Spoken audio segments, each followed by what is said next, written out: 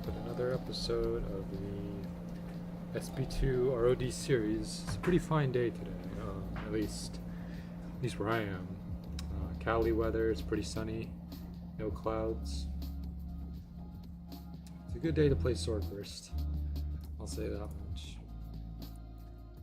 Okay, let me adjust the volume here a bit. Okay, we should be fine. I think. Maybe. Let's go. Alright, welcome to the stream, T-Man, Shannon. Okay, well, I think we've gone beyond 30 hours now. I haven't counted exactly how many hours we've put into Floor 9, but at this point it's probably hovering around 40 hours maybe.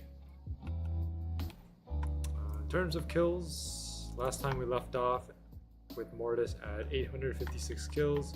Just to recap for anyone who wasn't here for the last couple streams, we got every drop from Mortis except the Requiem, so kind of goes to show how our luck is playing out right now. But it's okay, because having all of these items here means that we can dismantle them for legendary crystals, and then we can use that to upgrade any legendary that we want to use. For example, I'm probably going to upgrade the Dragon Fang side after. I know I'm using Hell Reaver right now, but Dragon Fang is just slightly better, because if you take a look at the stats, Hell Reaver has 8% health with minus 5% stamina, while Dragon Fang has 8% health with minus 2% stamina. So there's less of a, I guess, like stamina penalty. There's less of a penalty with the Dragon Fang side, and Dragon Fang side does the same damage as the Hell Reaver, so it just works out. And I also don't see a lot of players with the Dragon Fang side either. It's just an ant in the ground over there. Very nice. Oh, fell through the world. Alright. Today is also the last day of May, I believe. Tomorrow is the first day of June.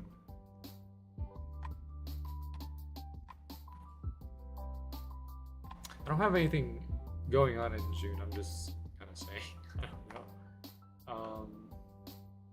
At this point, the days are kind of flying by. Sometimes I don't even know what day it is. And that's just the reality of what happens when you have nothing to do every day. Well, maybe that's a bit of an exaggeration, because I have to know what day it is. Otherwise, I'm probably going to stream on the wrong days. Well, I mean, I pretty much know that if I'm streaming, it's either a Monday, Wednesday, or a Friday. So that's good enough, I guess. We've been doing a lot of other things also these last couple days. Roblox Classic event recently concluded. So the thing about the Classic event too is that they said that the tickets and the tokens that you get from the games, like from the dev hunts, are not going to be like thrown away, right? They said that you're going to be able to use them again at some point. So it seems like we might get like maybe a Classic event part 2 at some point. I don't think they're going to reintroduce tickets like into the Roblox currency, but perhaps tickets will probably be used to get other Classic related items inside of like the hub. And then tokens are just whatever. I think tokens play a similar role to tickets, just there's less like quantity of tokens, because the way that each game was structured, it was 5 tokens per game, and 5 tokens and 10 tickets per game, so you get pretty much 2 times as many tickets. Tickets was a pretty interesting currency back in the day. I used to use tickets a lot for buying clothing, actually. So what I would do is, so like nowadays, Roblox clothing is like a minimum of like 5 Robux. So whenever you want to get like a new shirt or a new pants, you would spend like 10 Robux, right, to get the shirt and the pants. Back then, I think one piece of clothing was 10 tickets. So, oh, the Reptosaurus kind of whacked me off there. So, I think if you logged in every day, you would get 10 tickets. And so that means every day you log in, you'd be able to get like a new piece of clothing. And that's what I did. I got a lot of clothing in my Roblox inventory that I don't use anymore. Because at this point, my avatar is kind of confirmed. Like, once I confirm my avatar, I don't think there's any necessary reason to change it.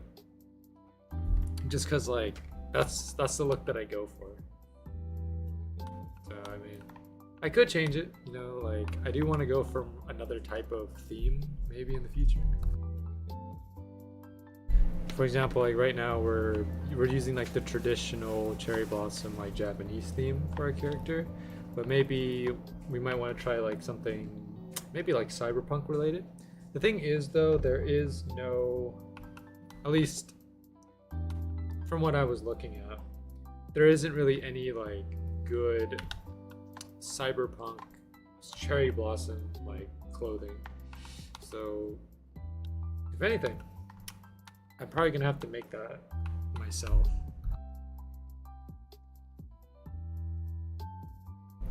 Which, making Roblox clothing is, I guess, like kind of a hit or miss, because sometimes you can make something that looks really good, and other times it comes out looking pretty mid. So there's a lot of different clothing. I think clothing has definitely gotten a lot better on Roblox.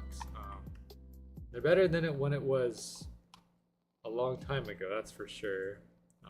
I think the moment they started introducing like the shading into it, that's when it started getting pretty good. Because I remember Roblox clothing back in the day used to be like just one color shirt, and then there was no shading. So the shirt kind of looked pretty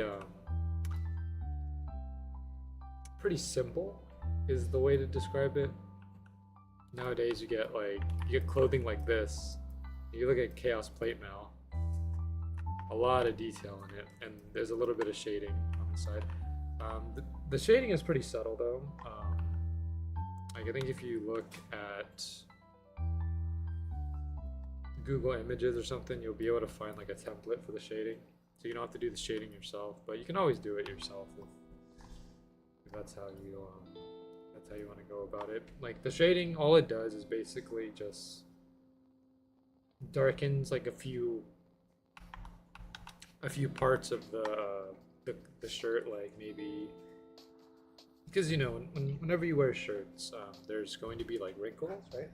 So they shade some parts a little darker to make the wrinkles like pop out, so it actually looks kind of realistic, right?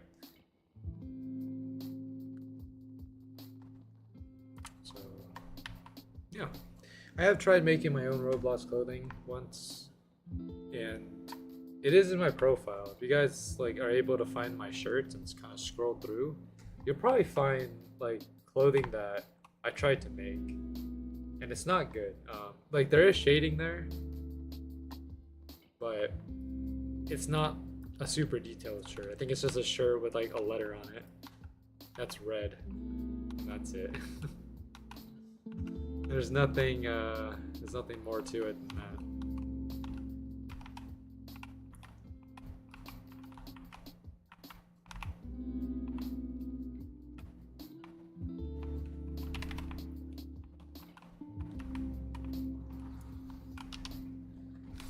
First kill of the day. Got nothing, but that's okay. I mean, dang, okay. That range is kind of crazy.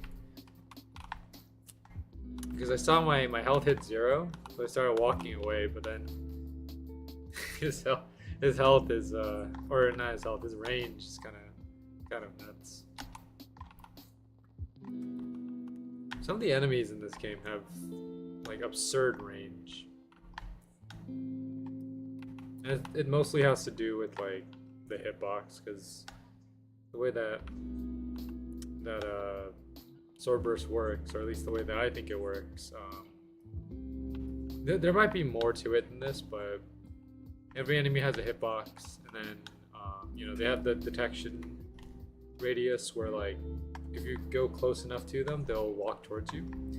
And then once your hitbox and their hitbox collide, that's when you take damage. So, in like, these are hitboxes, right? So some of these boxes are much bigger than they should be. I think there is a way to make hitboxes that are like shaped like the enemies, but that's a little bit more complicated because you have to like do some work to cut out the shape, and I mean doing that for every enemy is just not efficient. I mean, imagine you have like 100 enemies in the game and you have to make individual hitboxes for all of them, and sometimes the hitbox doesn't even work correct, so you just go with the traditional hitbox, you know, the big old rectangular prism, or sometimes it's a cube.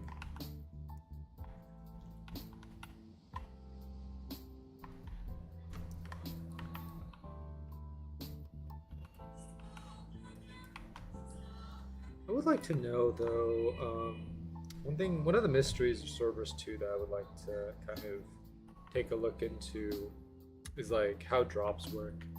So I'm sure most of you know that in Swordburst there's things such as like double drops or triple drops, where like you beat an enemy and then they drop like 3 of their items all at once.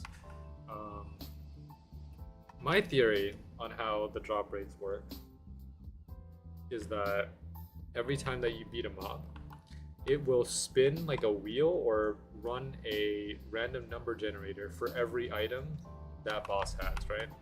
And let's say, like, for example, Mortis's drops. These are 1 in, oh, except for the LCS, but everything is 1 in 400. So the way it would probably work is, let's say 400 is like your golden number, right? That's the number that triggers a drop. So every time you beat Mortis, it will spin the generator, and whatever item lands on 400 will be dropped. So assuming that, you know, that every item has a spin, that means that there's a chance that every item could drop all at once. So, you know, I don't think that has ever happened in the history of Swordburst where like a boss has dropped everything all at once. I don't think anyone has ever experienced that, but there are players that have experienced triple drops, double drops from bosses before. And because the original way that I thought it worked was it would essentially, like, I thought every drop was connected as like one central item. So basically what I mean is, like, let's say you get 1 in 400, right? And that means it'll trigger like a legendary. And then I thought once it triggers a legendary, it would roll like for which legendary that you get, right? But that's not the case, right? If that was the case, that means you would only ever get 1 legendary all the time. Double drops would not exist. But the fact that double drops and triple drops do exist in this game makes me think that, like, it's not like you get a legendary and the game chooses which legendary. It basically rolls the drop rate for every item, and then whatever item hits the golden number drops. Think of it like an aura chest, where, you know, like, let's say maybe this aura is like the golden one, right? It will keep rolling, and then once it hits it, it'll drop. I don't know how else to explain that. I think that's how most drops work in games, where it basically just rolls every drop. Well, some games have like only a single drop system. For example,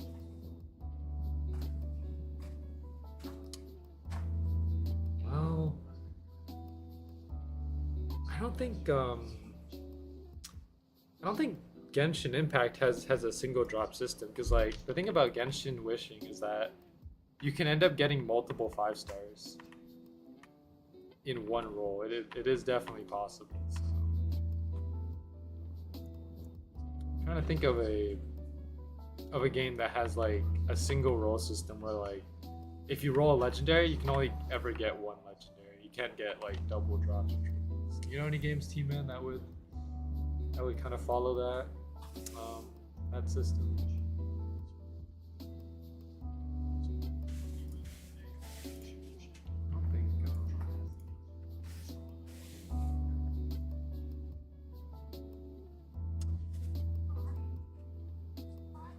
I don't know. Yeah, it's hard to think, because like, I think every gacha game has a chance to like give you multiple like 5-stars. It's never like only one 5-star. It's probably an uncommon practice. I don't think, because that way, like, if they do it that way, it basically restricts you from getting a bunch of rare items.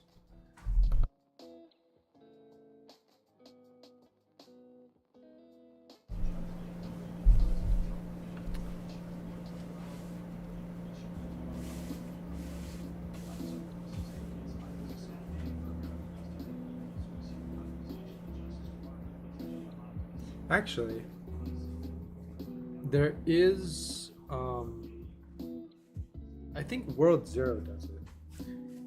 Because World Zero has like those chests that you get at the end. And when you open it, you know, there's only a chance to get one item from those chests. Unless you get the extra chest, then you can get multiple. But you can only get one item from each chest.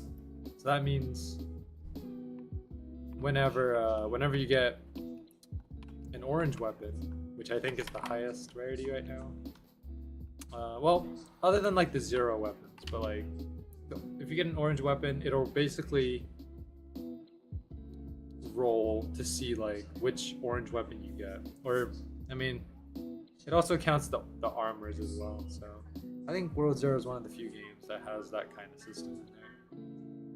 Because it's not possible to get 2 orange weapons from one chest in World Zero. I don't think that's a thing. But yeah. Anyways, I'm kind of tempted to convert these rare crystals into LCs, because this would give us 12. So 41 plus 12 is 53, and 53 is probably enough to get 2 legendaries to max. Now the problem is, do I want to upgrade a floor 9 legendary to max right now, or should I wait for a floor 10 for when we get a floor 10? Floor 10 would make more sense, because, like, you know, it does more damage. But I don't think it's that much more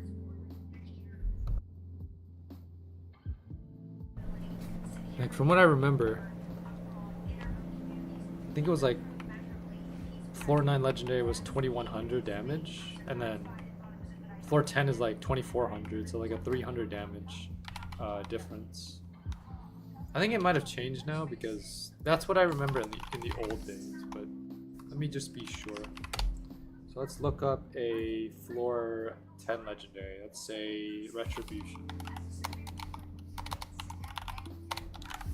Retribution does, okay, so they boosted it up. It's not 2.4, it's 2.6. So 2602 damage. So that means there's about a 500 damage difference between a floor 10 and a floor 9 legendary. 500 damage is not that big of a difference, but it could help to get credit faster. I don't know who's farming Grim nowadays. I mean, I don't think Grim is getting farmed that much, so maybe we don't need that much damage. But then again, maybe there's some players who don't have curse enhancement yet, so maybe they're farming for it. I doubt it though, because most people who actively farm Grim already have it. Like, I'm pretty sure the people who farm Grim every day already have curse enhancement. They're probably just trying to get drops to make burst items. Because Grim does drop a few weapons that can be converted to burst items, like Retribution.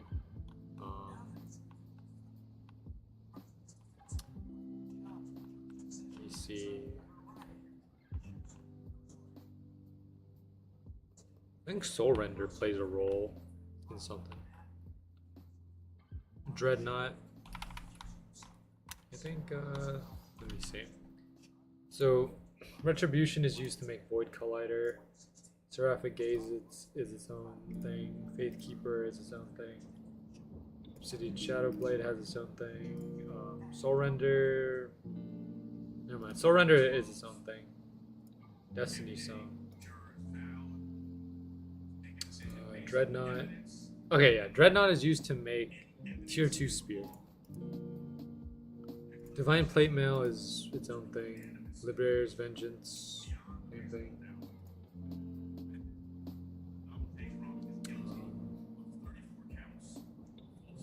Curse Enhancement, it's a skill and then it's upgrade. Alright, I would keep an eye on this guy right here. He's using a Soccer's Paradise. Just, let's not tell him yet. I want to see if he knows. If he starts sniping Mortis, then we'll probably tell him to lower his weapon. Because some people already kind of know. Like most people, I think, are aware of who's in the boss room. So it does help sometimes. But we'll see. If he's AFK, then that's fine too. Because the thing about being AFK is that I can drag it away and then drag it back in. So we have a lot of different ways to deal with this. But let me see.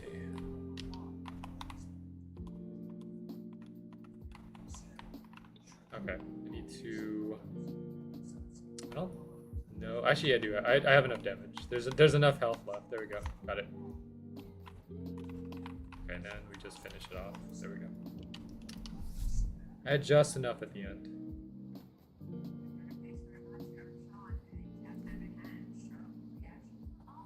Let's see, what are people talking about in the chat? The Swordburst 2 chat is what I'm talking about. Someone gave it to me for free randomly, so I'm just trading it off because I don't need it anymore. Oh, he's talking about auras, okay.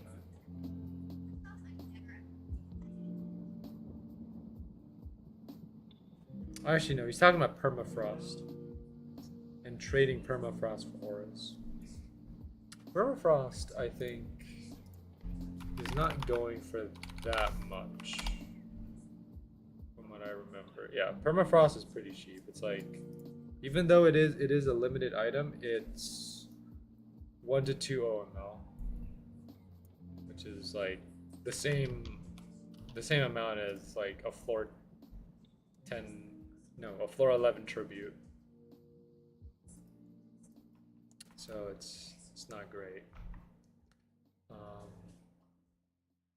The new Easter stuff though is the one that's going highest. Like I'm talking about like Asterion Tsurugi, Asterion Blade, Asterion Partisan, and Asterion Shield. Well, the shield goes for 1 to 2 OML, but the Partisan, the Blade, and the Tsurugi all go for what's it called? Let me see.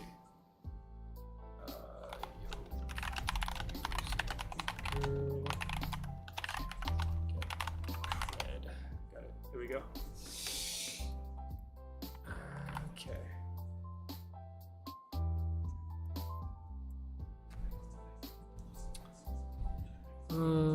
But yeah, like the Tsurugi, the Blade, and the Partisan are going for 10 to 15 OML. So it's pretty good. I mean, all things considering, like the old Easter stuff, Floria's Gift is like 1 to 2 OML. The Prisms are going for 3 to 6. So not that great.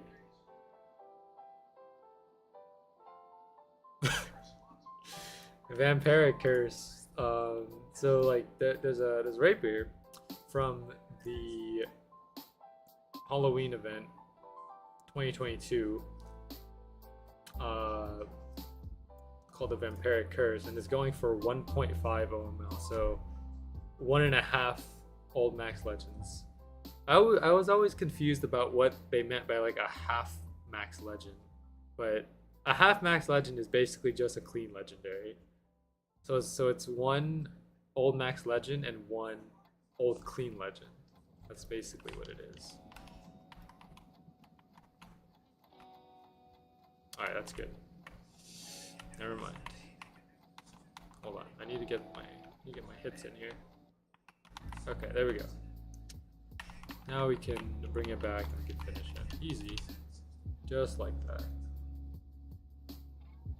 Let's see what else there is here. Ooh, Advent Crusher from the Winter event is going for 35 to 40. I have 1 Advent Crusher, and I got it pretty early. Frost Dragon Scythe, 50 to 70.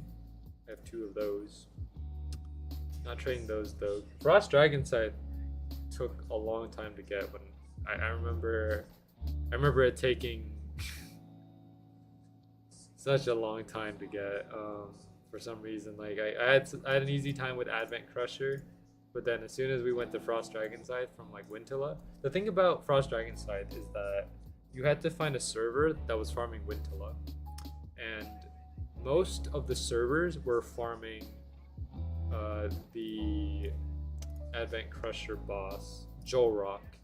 Yeah, most people were farming Jolrock. They weren't farming Wintilla, so trying to find a server with Wintilla was a bit hard. And then also Frost Dragon Scythe was a 1 in 400. So it's not a terrible drop rate, but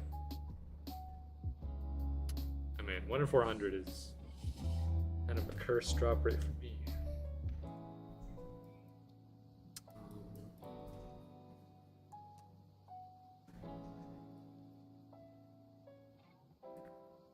Let's see, Parasitic Witch, 8 to 12.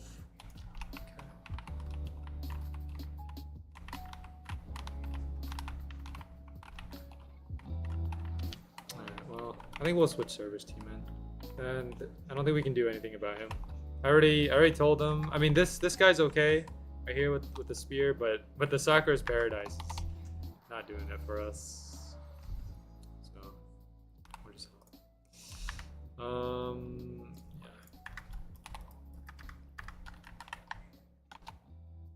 Let me leave the game and then we rejoin.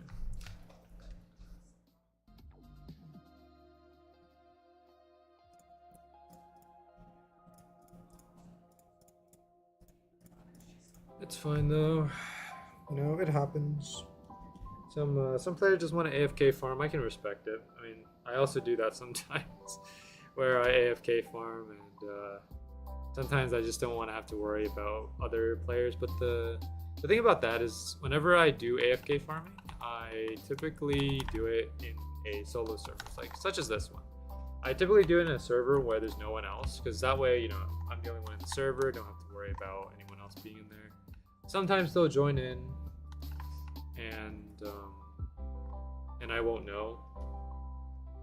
But nowadays, whenever I do AFK farming on Swordburst, I do it semi AFK. So I have it because I have two monitors, so I leave the Roblox window running on one of the monitors while I just do stuff on the other one. Like, I just, because that way, whenever something happens, like for example, if I get pushed away from like the boss, or if I get pushed away from like any of the enemies that I'm farming, I could just reset the position. So it makes it easier.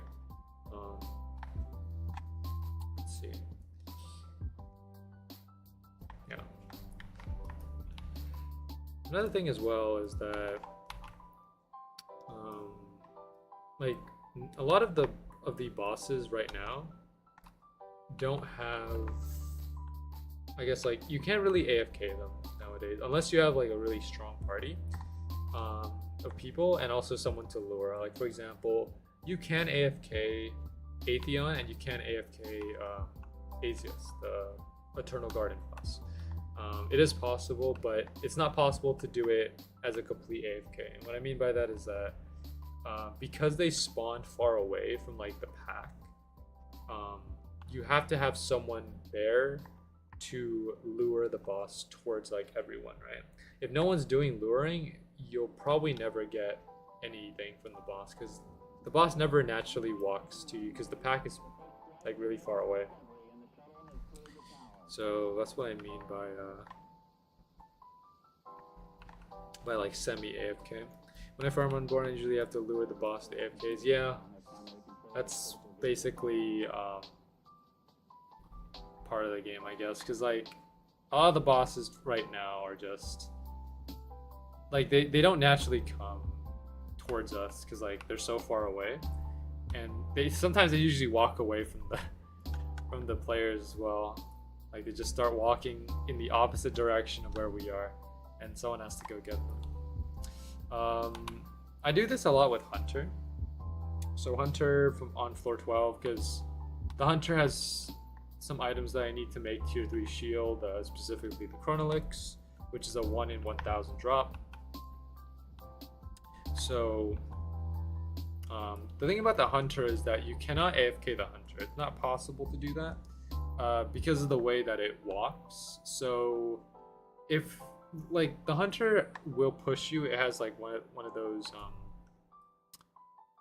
it's like one of those bosses that can move you pretty far, and then when it spawns again, it won't, like, you won't be near it, so you have to like just reset your position every time. So what I do is, for Hunter, I just go into like a solo server, and I just use my kill combo, which is Curse Enhancement and Source Storm Chain with an auto attack. Sometimes if I have enough stamina, I'll use Everfrost to freeze, but most of the time kill combo is Curse Enhancement plus Source Storm Chain. I mean, Curse Enhancement, you know, makes it so that you deal more damage, and then Source Storm Chain is basically more hits. So you get more hits and more damage. Those two things combined together, you're basically unbeatable. The only downside to using them both is the health. Like it will take, because Curse Enhancement does take your health. So like if you're fighting something like Atheon, who can do like quite a bit of damage even if you have shields, and you start using like Curse Enhancement, like it's happened to me a couple times where Atheon brought me down to like 15-20%, and then I use Curse Enhancement, and Curse Enhancement is the thing that kills me, because like I think it takes like 3 to 5%. I don't know the exact percentage, but it takes quite a bit, and I think it ticks off like close to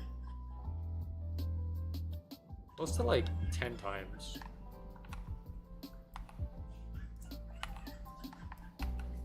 But curse enhancement is definitely worth it for lower level enemies. So like, for example, if you ever want to farm Saurus, or if you want to ever farm, you know, like the trio, or anything that's like floor 11, that's easy to beat, curse enhancement will pretty much carry you through it. If you add in Sword Storm Chain, you're pretty much set.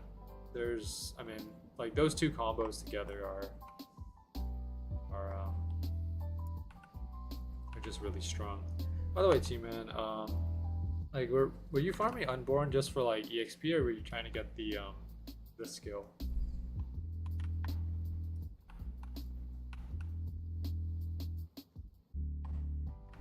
Both XP and skill. Skill, I forgot how low the drop rate is for Sword Storm Chain. I think it's like 1 in 800, 1 in 400. I forgot. You're deafened in CC or in VC. Oh, I am. You're right. My bad. I forgot to undeafen because I always do that in the stream. It's 1 in 400. That makes sense. Yeah, 1 in 400.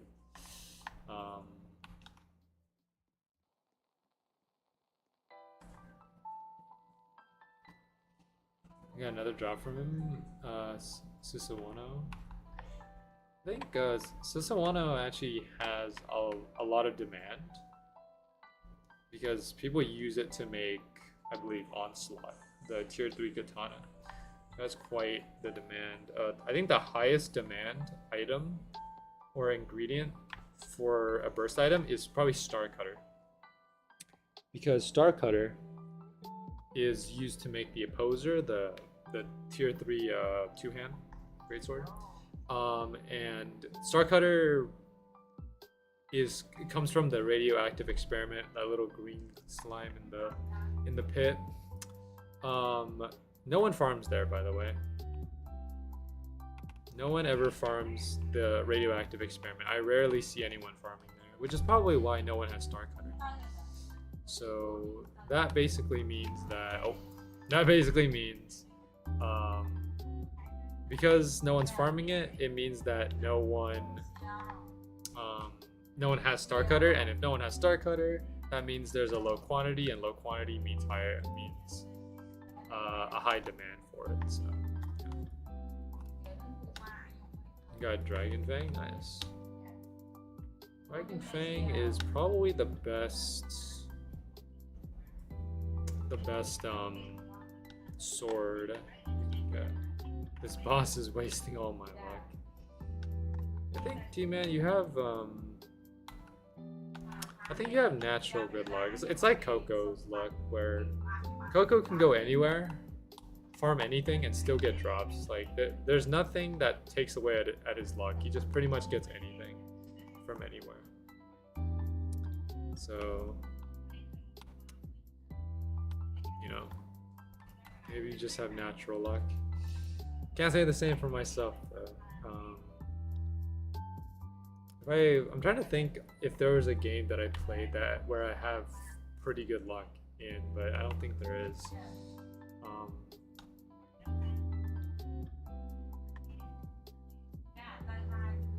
I mean, I guess Genshin, in a way. Because Genshin, I was able to beat the 50-50 3 times in a row. So, works out pretty well.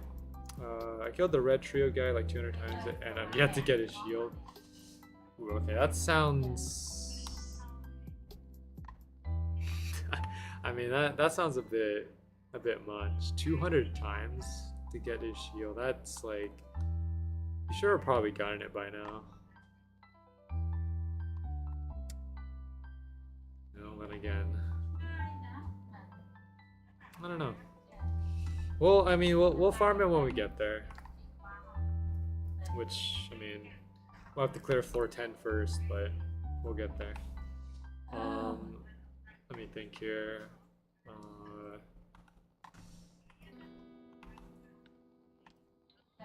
Oh yeah, huh. I played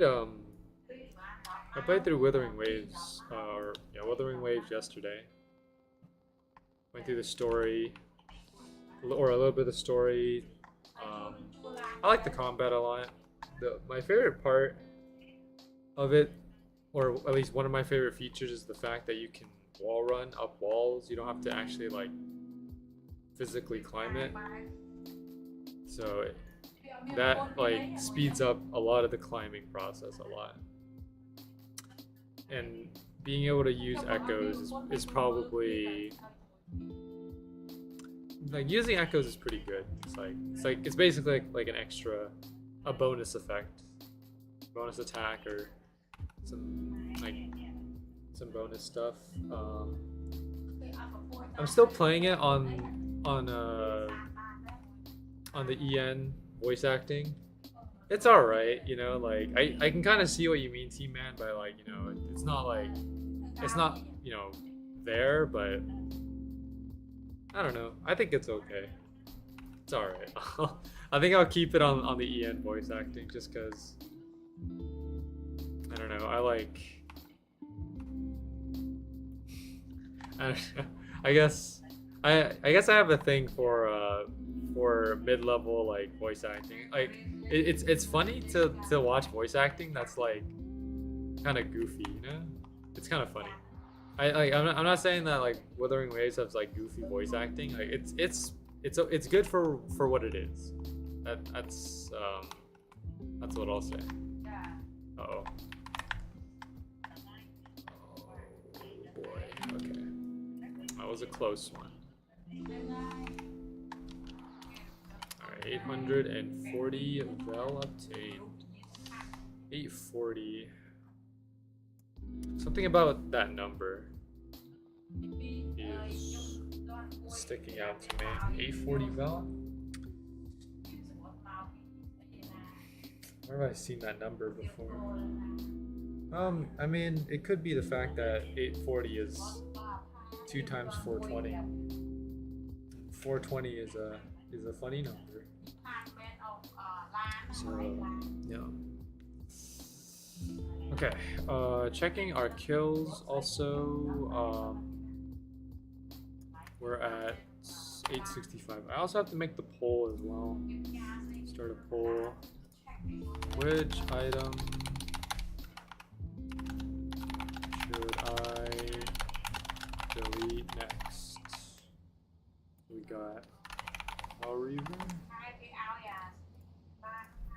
Chaos, Plate Mail, one of the equipped accessories, one of the items in the inventory.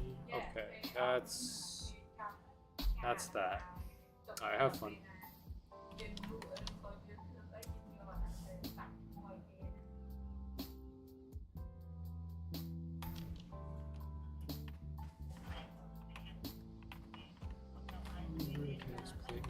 Yeah.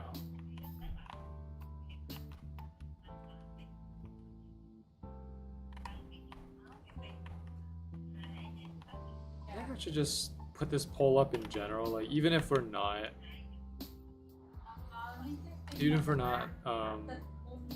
in contention to delete an item, it just makes it easier to determine like what I should delete, because every time I don't typically break rules for this challenge that often, but it just makes it easier to identify which item to delete, because like otherwise I have to spend 5 minutes asking people what item you guys want me to delete. I get different answers in the chat, and then it just takes a while to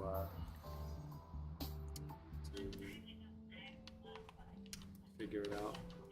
Also, T-Man, have you heard of this new, I don't know if it's new, but like there's this anime called Windbreaker. Have you heard of it? I've heard of it? Okay. I haven't watched it myself. I wanted to see if you watched it, so, because like I need to see what people think of it, because it looks pretty cool. It looks like some kind of some kind of fighting anime, I think. So I don't know.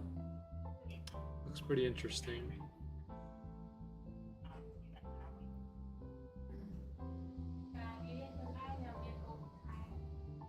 It's one of those animes that have like the uniquely designed protagonist. It's like, you know, some protagonists are pretty standard, you know, they have one hair color, black, brown, red hair, blue hair, whatever it is, and then this protagonist in Windbreaker has like white and black hair, which is pretty cool.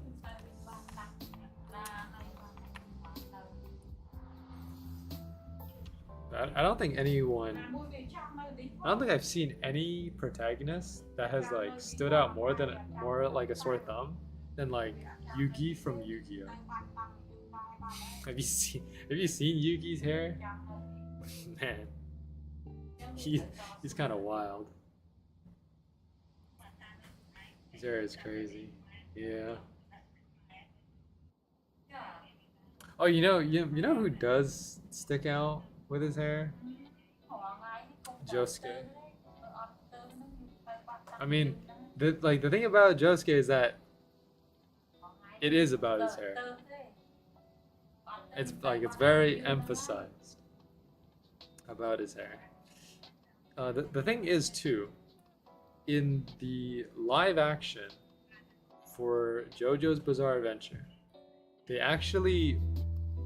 they basically perfectly recreated Josuke's hair on the actor for the live action, because I mean it's that big a deal. Obviously, Josuke is always talking about his hair and like beating people up who try to trash on his hairstyle, so they had to get it right in order to make sense.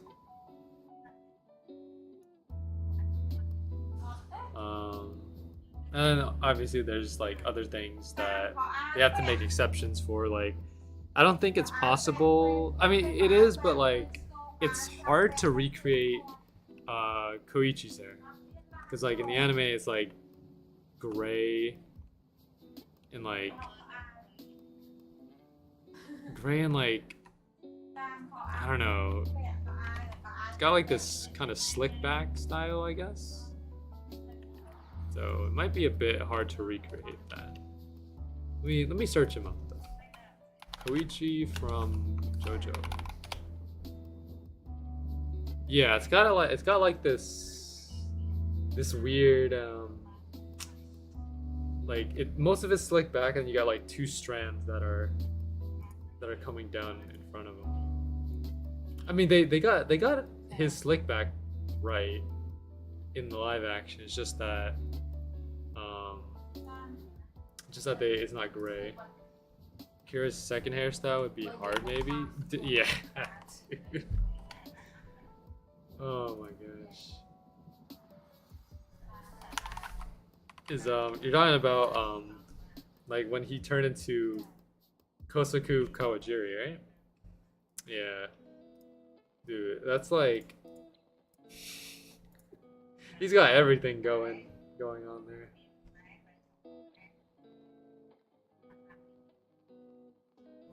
Got like the whole white hair with like some black strands. That is a unique hairstyle though. It is pretty cool. But like trying to recreate that is a nightmare. What does he look like in the live action?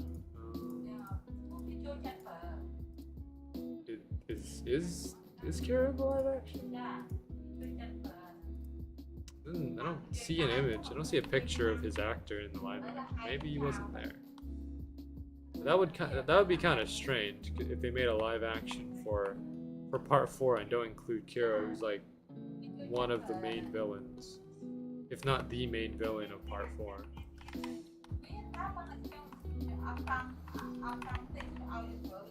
Yo, legendary upgrade crystal. Let's go.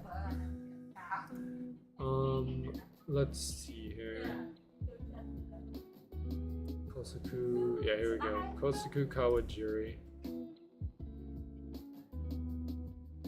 We don't know much about Kosaku Kawajiri other than the fact that like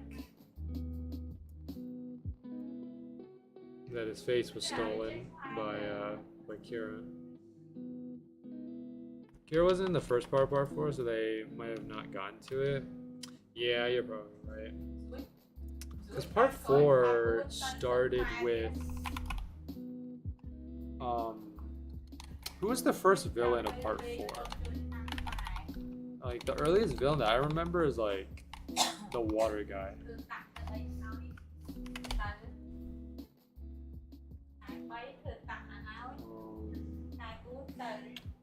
Let me see. Got Yosuke. Wow. Yosuke looks the same. I think it was Jotaro. I mean, Jotaro wasn't a villain necessarily. It's just that, like, there was a misunderstanding.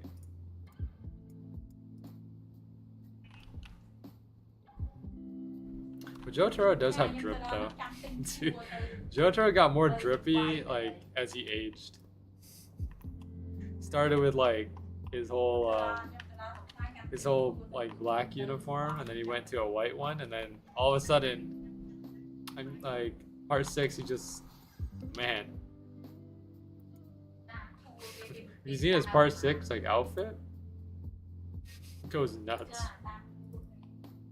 Bro just became a hype beast.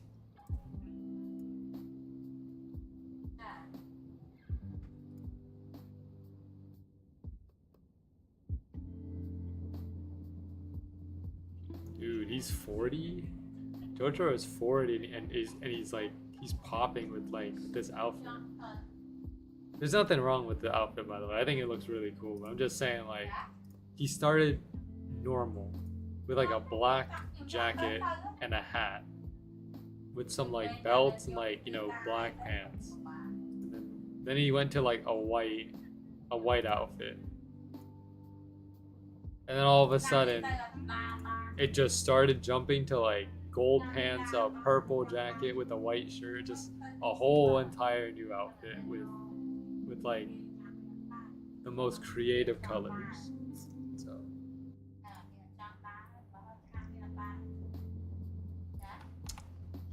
inventory the second. Hold on a second, I know that guy. You remember inventory the second? Yeah. This is the guy that was using the yeah, I knew it, dude. He's the one that uses the Rapier glitch. Okay, as long as he doesn't snipe the boss, it's okay. We'll be fine. Well, we can let him in on our little adventure here. Like I don't mind people joining us.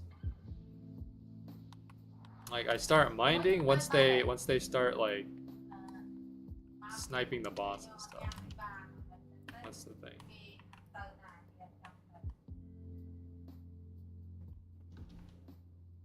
Can you not like go into the main server? Because I know there's like another server. But we'll see. He's gonna have to give me some time to stall because his triple rapier skill does a lot of damage. So I'm trying to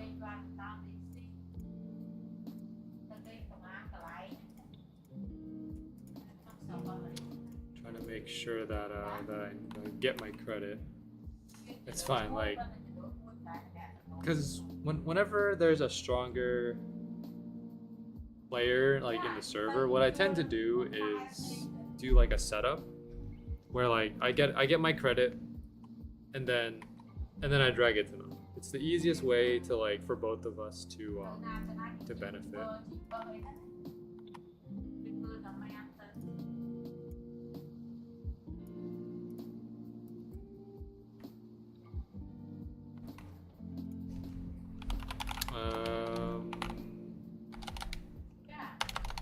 Give me 1 second, I'll look it up. Hold on.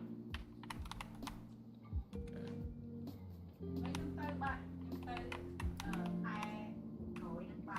It's okay, now he's giving me the chance. Okay, now we can finish it off. If it's max, why would you max it though? I don't think there's because the reason why you don't max out purple crafters is because you use it for to craft, I think, something. Let me find. This is floor 12.5, floor 12. It's floor 11. Let me see. Purple crafters. Yeah, dude. It's really bad. So clean, right, is 30 to 50. Max is 5 to 7. You lose basically all of its value if you max out. Do not max out purple crafters. So I do not recommend doing that. That's a bad decision. Because you use purple crafters to make red crafters. Red crafters is basically unobtainable. It's basically unobtainable if you don't have purple crafters. So you got 12 old clean legends. I don't know if I can get purple crafters for it. Ooh, yeah, that's not gonna cut it.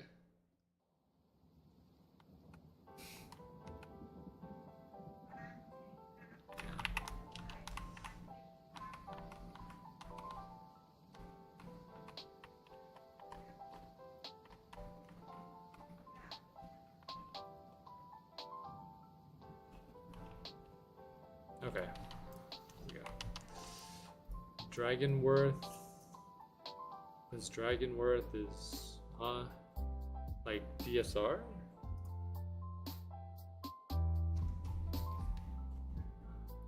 There's a lot of dragons in this game.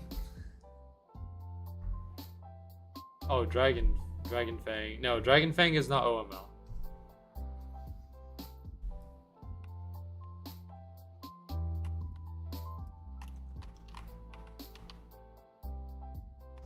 OML is basically everything except dragon and chaos. I think everything else is okay. It's considered. So yeah, it's kind of weird though, because Chaos is an old max legend, technically, by definition, because it came out the same time as like the other floor 9 weapons, like Hell Reaver, Life's Limit, Orenmir Requiem, right? But then players don't consider Chaos to be an old max legend for some reason. I don't know what the perception is around Chaos, but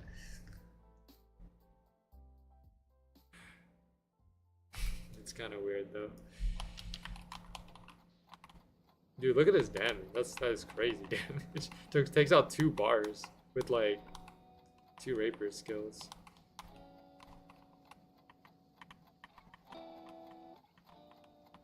Okay, we're good.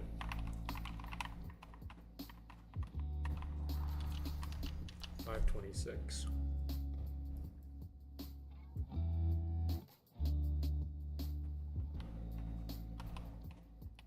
Two Hell, 2 Requiem, 1 Hell, 2 Demon Shield. I mean, that's good, but it's not. There's no way. Purple Crafters is crazy. I mean, 30 to 50 OML is already a lot. Most people would look at 30 to 50 and kind of laugh at it because like they have hundreds of those. They probably have hundreds of those OMLs. Should probably trade my clean purple crafters. Let's just collecting dust. You can use it as leverage towards like an item that you want, I guess. Like, you could just trade the purple crafters for like OML if you wanted to, but if you wanted like something better, you can use it as like, you know, for example, if you wanted to get like a certain tribute or like, whoa there. All right.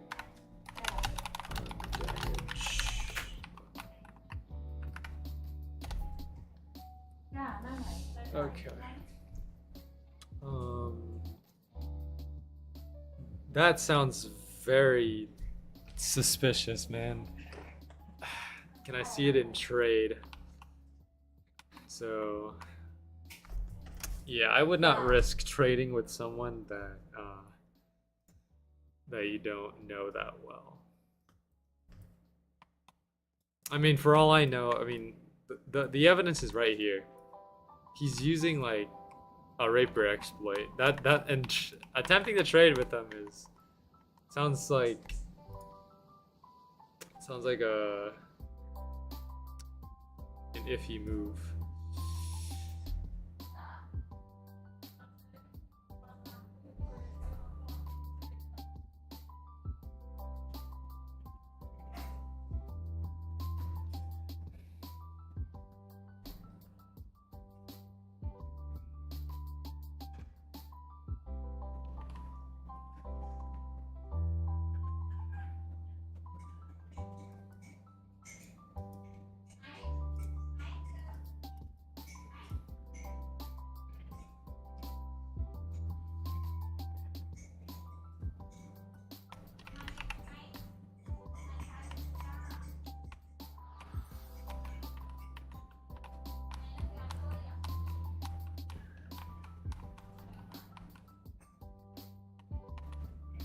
And there, we're good.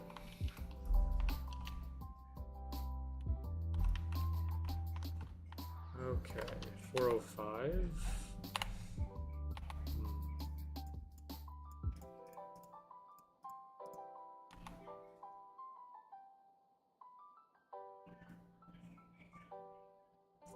Wow.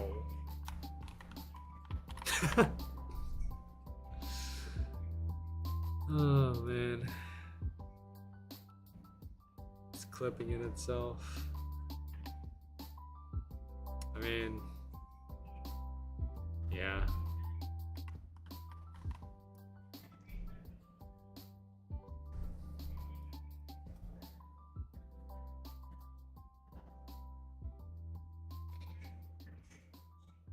Wow, we got Requiem? No way. That's impressive.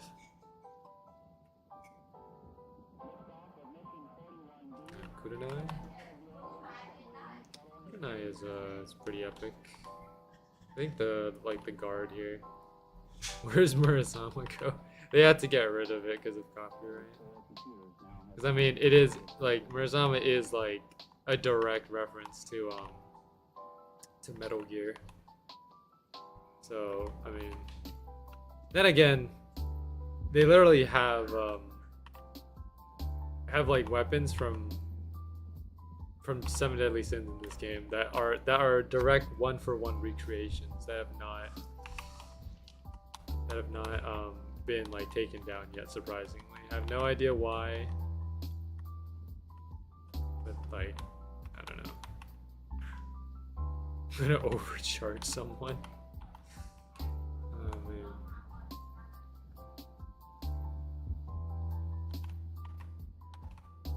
All right, we're good.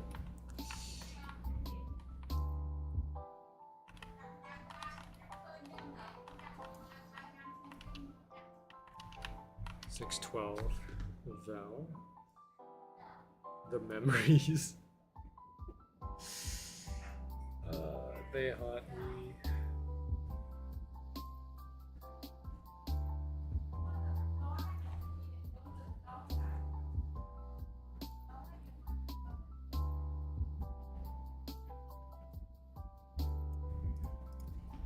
Let me look up his profile on Roblox. I'm curious on like what his profile looks like.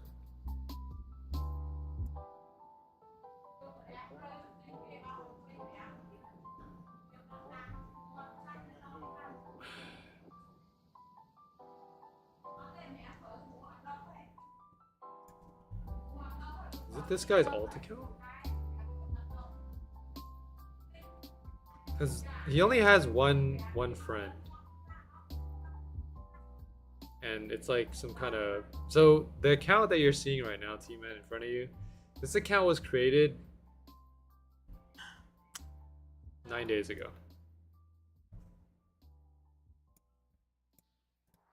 So it's a fresh account.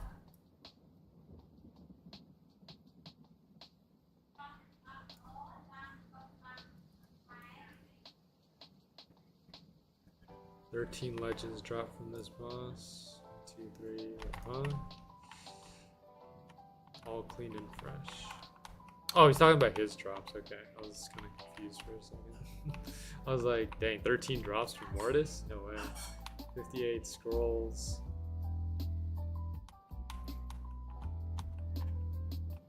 Yeah, 58 scrolls. 100 plus rares. Wow, a legendary upgrade crystal, would you believe it? That's 2 LCs now. Swords and shields.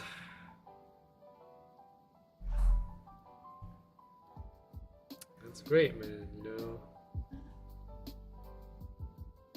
I'm glad you have items.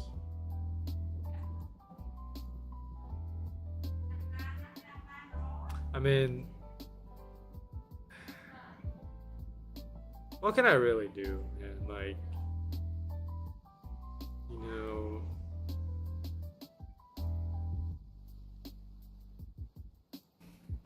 I know a guy. No way. This guy is scaring me. Yeah, I mean, like he's basically exploiting and then asking you to trade. That's one of the.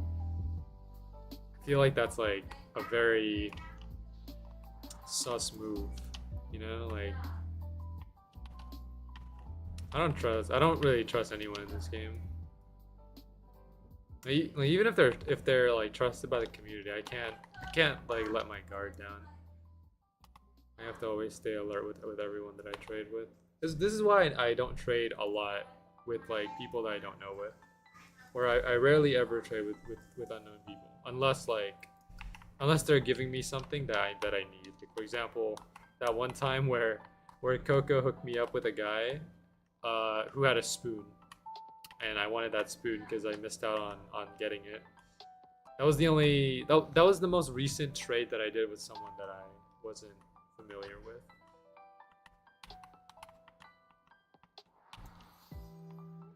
But you know, T-Man, like, I actually won that trade.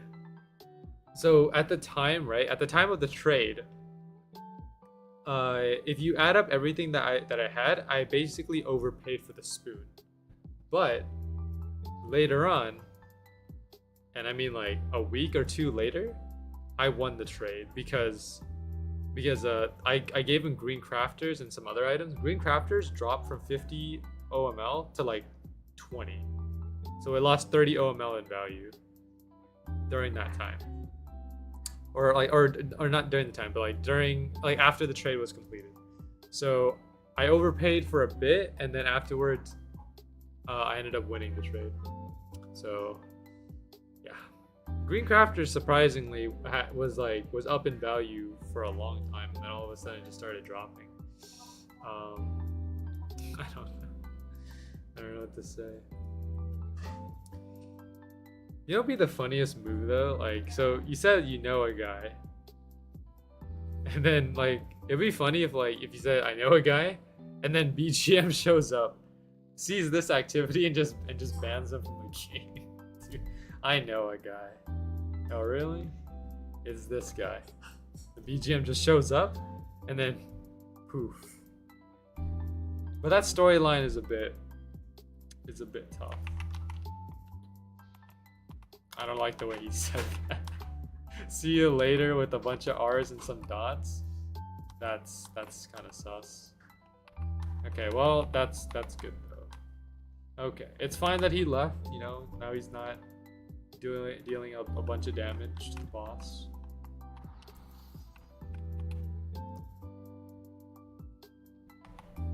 I mean, well, he's still here. He's still on the server, and there's also a bunch of other people in the server too, with some strange names. Gum64, Schwitz.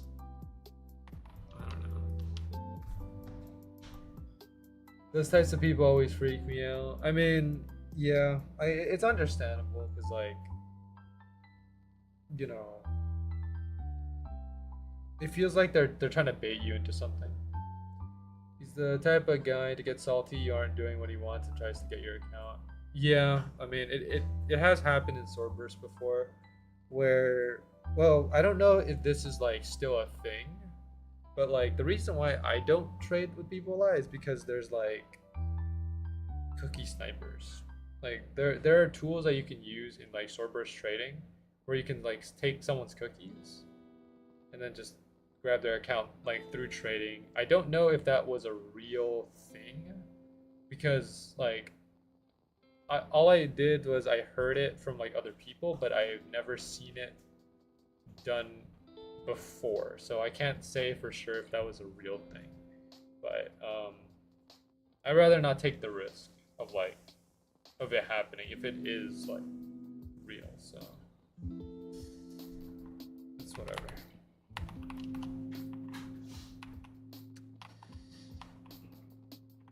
But there's always going to be those players on Roblox in any game, for that matter. Doesn't even necessarily have to be like a trading game. It could be any other game.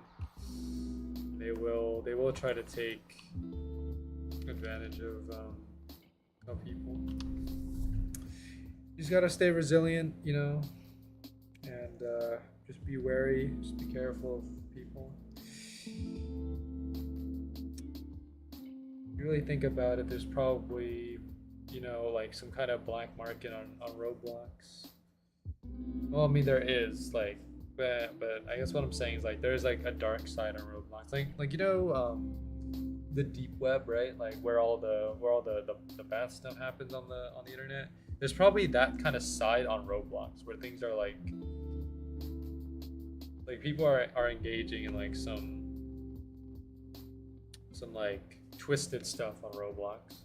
We just don't know where it takes place, but I'm pretty sure there is like that side of Roblox that exists, like underground.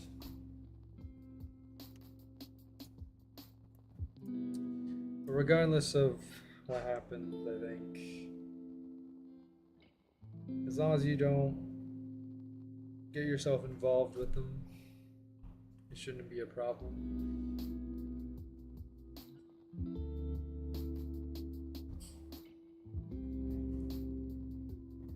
I mean, there was something that happened with Creekcraft the other day, like for the classic event, where there was like a classic live event that was gonna happen, and Creek got his account banned because of someone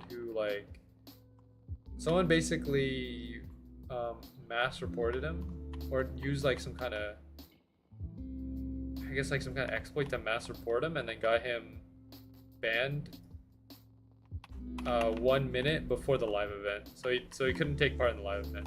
The live event didn't give him like there's no items to gain from the live event, but he couldn't take part in it from his main account because this guy just decided to target him, so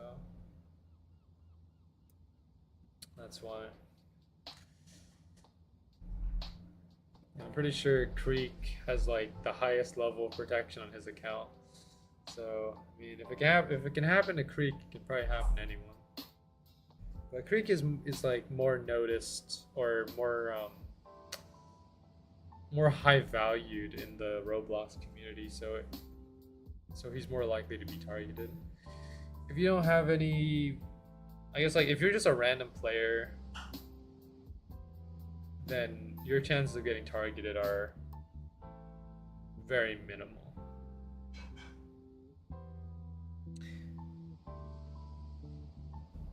Right now, like I would say my chances are minimal as well, but then again, I am live streaming, so you know anyone can watch my live stream.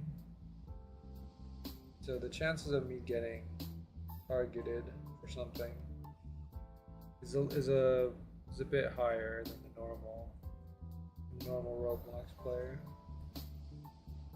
I'm just trying to have a good time, you know. I don't want to create any drama in the community or stir up anything that like I try not to get involved in drama. Now like watching drama from the sidelines, like reading about what happens with drama, that's pretty interesting. I do engage in that. Like I read about drama from like the sidelines, but getting involved in drama myself is not interested.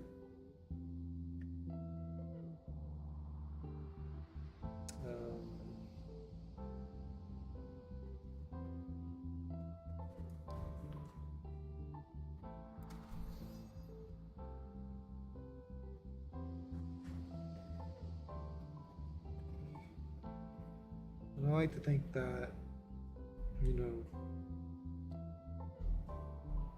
that there is, I don't know, I like to think that karma does exist. You know, if you do good things, you receive good things. If you do bad things, you'll receive bad like consequences. So I don't know. I think I like to keep myself in the in the good light. I don't know how exactly to phrase it.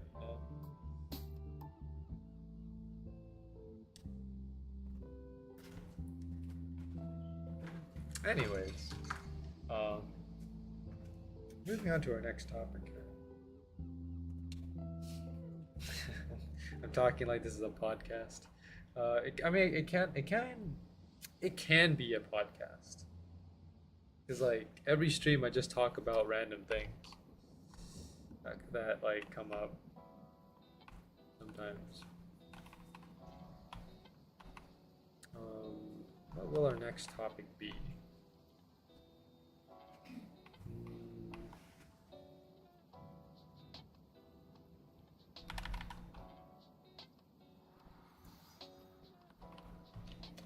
I guess looking at the poll here, we have 4 votes on the poll so far. 2 votes for Hell Reaver, 1 vote for accessory, and 1 vote for inventory. As it stands, Hell Reaver is the next item to be deleted. But that might change soon enough. He's still in the server. I don't know what he's farming though. Is he farming Poly Serpent? Or maybe Gargoyle Reaper? It's kind of scary though, just to see him still in the server. He says see you later, and then proceeds to stay in the server to farm something else.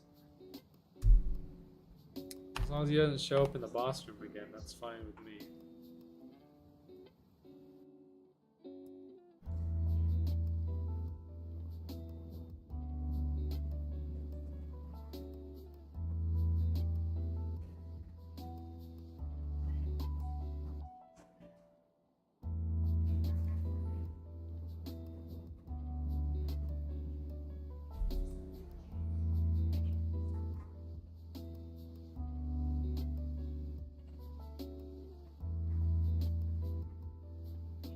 Prediction 900. Where are we at right now? We're at 882, so about 18 more kills to go. 900 is a pretty good number. Let's just see.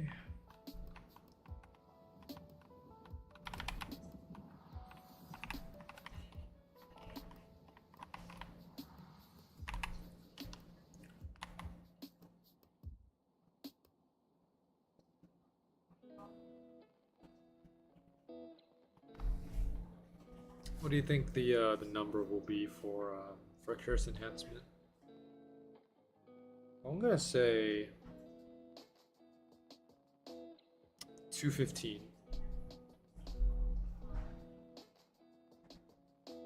Like the skill is 1 in 200, so 215 is a bit of a stretch, but going with 30, okay, that's fair enough. It could might as well be 3. I don't know. Like, 3 sounds like. I mean, well, it's lucky.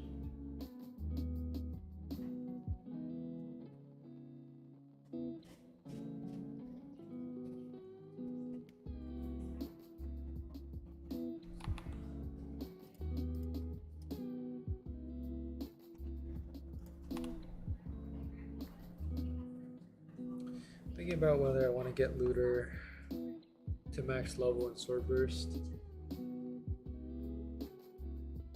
That would take a lot of work. I mean, I'm already farming here, like for a while. So like the way to get looter to max level, I'd probably have to farm. I'd probably have to send him up to either to Grim or to Saurus. Saurus will basically skyrocket him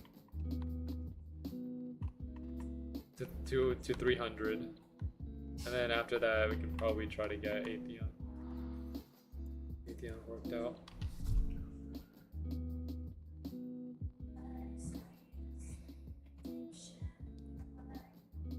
But having 3 max level accounts, I mean, well, I'm not going to be playing on this account, this one right here, because this is just for challenge only. I hate farming at Saurus. Yeah, Saurus is a bit of a pain sometimes.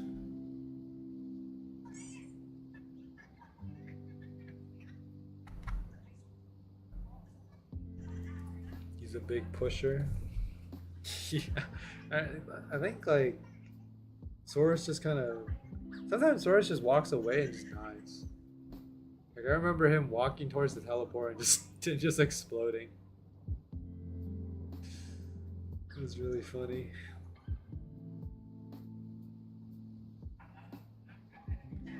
But it is a good reliable spot for EXP, other than like floor 12. Floor 12 EXP, I think actually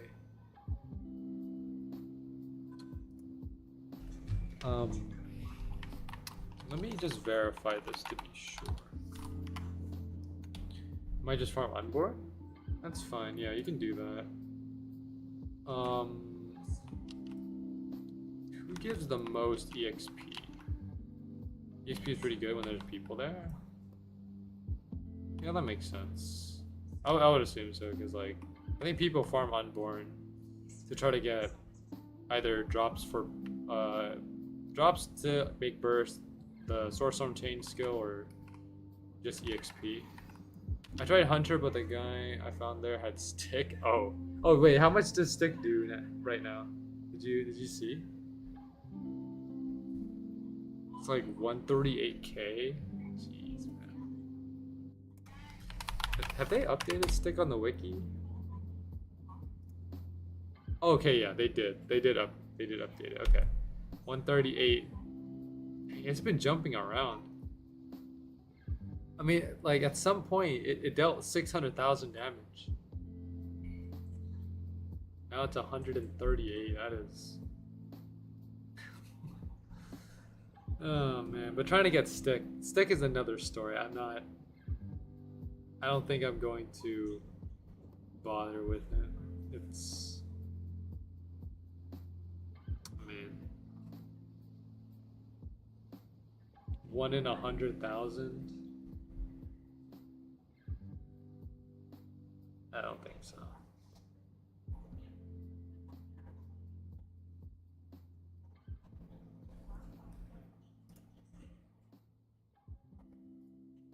I mean, there was one point where where I think I spent like 6 hours farming for stick. And this was like during around the time when it first released. And I never got it. Like having stick is both like the strongest and weakest weapon you can have, depending on like the version of the update that you're running. Yeah, like if you have stick, I'm pretty sure you can just beat every enemy in the game. Stick probably a good place to AFK when you're done with Swordburst 2 for the day and you're gonna go to bed. Yeah, that's probably good. The thing is though, you need Everfrost to farm for it, because the chest has like a spawn radius, so it can spawn anywhere inside of that little cave, and sometimes you won't be in reach of it. And if you use meteor shot will go through the floor, so you can't use meteor shot there because like it'll hit the bottom of the it'll hit below the floor, so it won't target the chest. Everfrost though, basically covers the entire room. And you use a spear, big range. You can, but like it depends on where you stand, because like the room is about the size of like here, from this lamp to this lamp. That's how big it is. So trying to cover that area with a spear is a bit tough. It wasn't that big when I went there. I think it's like slightly smaller, but I don't know. But I remember like not being able to cover that much. I had to use Everfrost to cover it, to cover the entire distance. But you can try with the spear. Like I think spear, even like two-hand great swords will probably do the trick too, especially if they have like a big hitbox. You know, like tree is probably good for covering close by, and then opposer, the tier 3 two-hand, will cover like a lot of distance, because I think it's the longest two-hand in the game. But I don't know. I don't want to farm for stick though. It's just I mean, I'm pretty sure there are people who are still farming for stick nowadays and have still not gotten it. I mean, 1 in 100,000, you know. 2 people were there when I checked it out. Oh, I hope those 2 are doing alright. I hope they get their stick. Because I'm sure not getting it. I mean, I was trying to get an item, the Chaos Bringer, which is the best shield in the game. And that's only a 1 in 30,000. And like Coco tried to farm for this shield as well. He put in 15,000 kills into like the enemies and has not gotten Chaos Bringer. So if Coco put in 15,000 kills for a 30,000 drop weapon, I doubt getting the 100,000 drop weapon or getting the stick is going to be any easier. I mean, you can get lucky though. There is a chance you can get lucky with it. There's no doubt about anyone getting the stick. It is definitely a possibility, but to get it, I mean, very unlikely. Possible, but very unlikely. It's like trying to win. Well, I wouldn't say it's as hard as trying to win the lottery, but I guess you can say it's like Swordburst 2 lottery in a sense.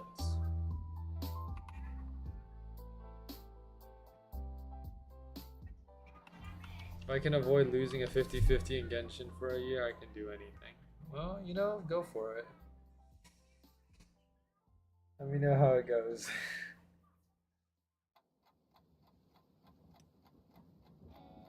You You gonna pull for Farina? I probably am. Yeah, I might as well do it.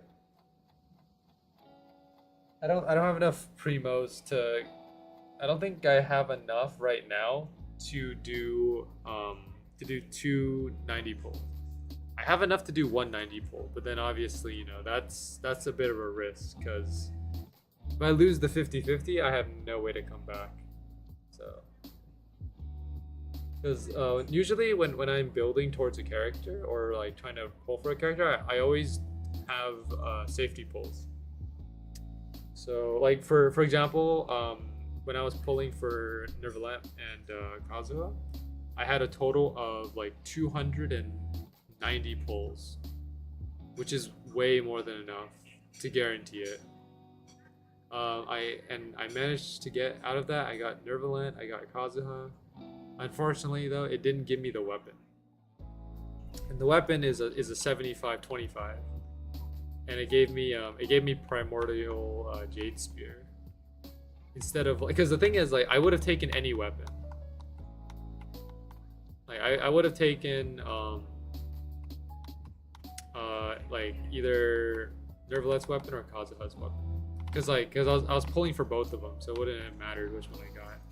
But I just happened to get a spear instead, which is quite unfortunate. So, I think it was. Hold on, let me check. Weapon banner pity.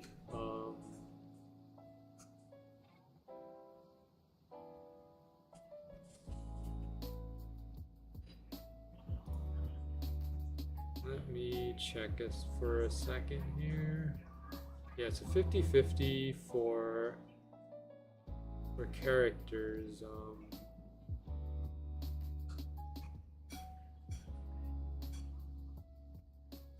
For weapons,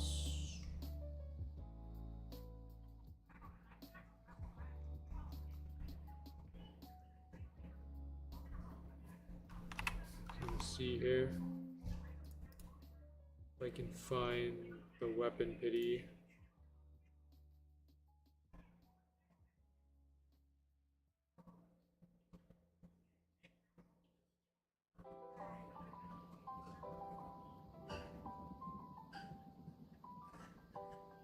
Yeah, it's well, according to this one, it's 75-25 for weapons. So somehow I got the 25%. I won the character 50-50 3 times in a row, and then lost the 25% on the weapon banner. Quite surprising, if you think about it. Maybe I am just that lucky, you know?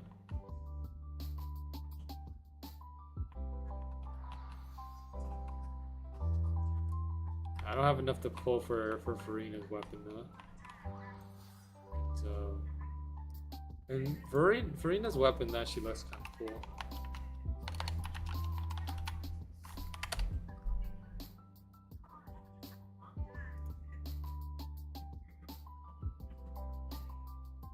My Farina pulse actually went crazy. What'd you get out of it?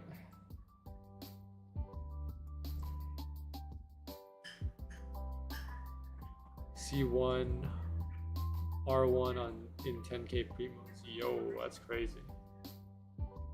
C1 R1, man.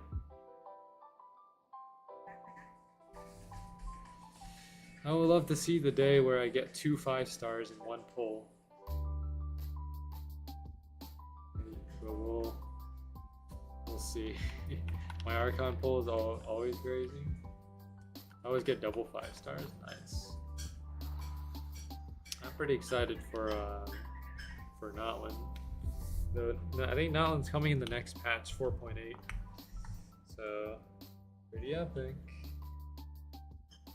I mean, well, like they showed a teaser of what Notlin has, like, recently in the Genshin like live stream that they did. It I think it's pretty cool, but I can't say exactly until I've experienced it for myself. Someone said it looked like a Roblox game. Yo.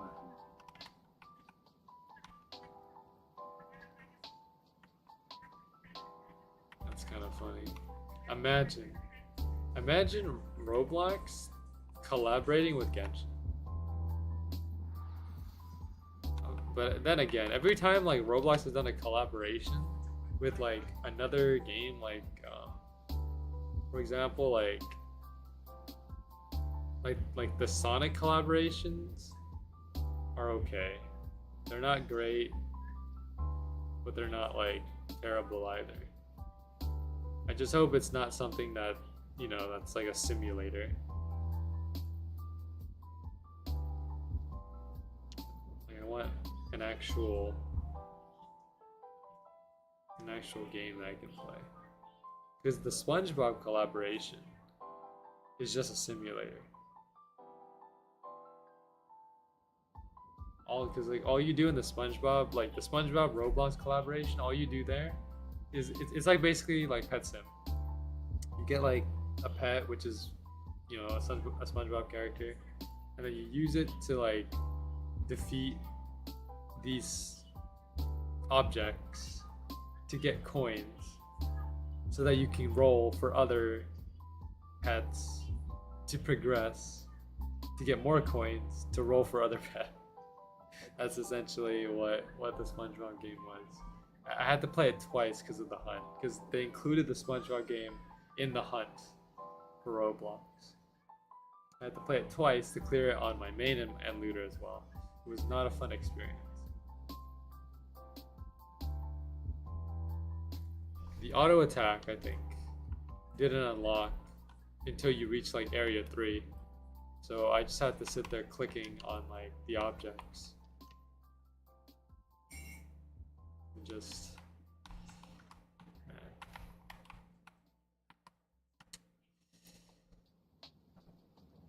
Usually, I've been watching a lot of YouTube though. While I play games nowadays, like I play Wuthering Waves, I watch YouTube. I play Genshin, I watch YouTube. I play Roblox, I watch YouTube. Like I'm just cruising through the land of YouTube while doing stuff, because it's just like there's just a lot of things that are interesting.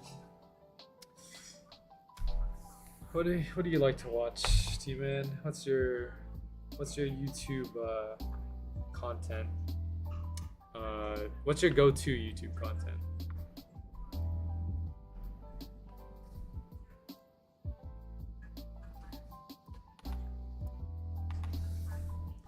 Elden Ring challenge runs? Yo. That's epic.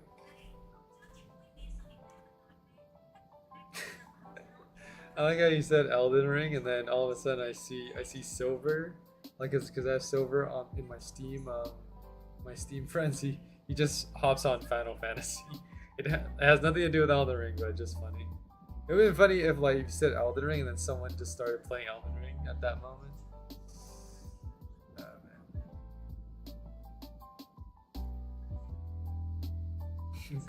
Gordon Ramsay? Yo, which one? Are you watching like Hell's Kitchen, Kitchen Nightmares? Yeah, let's go.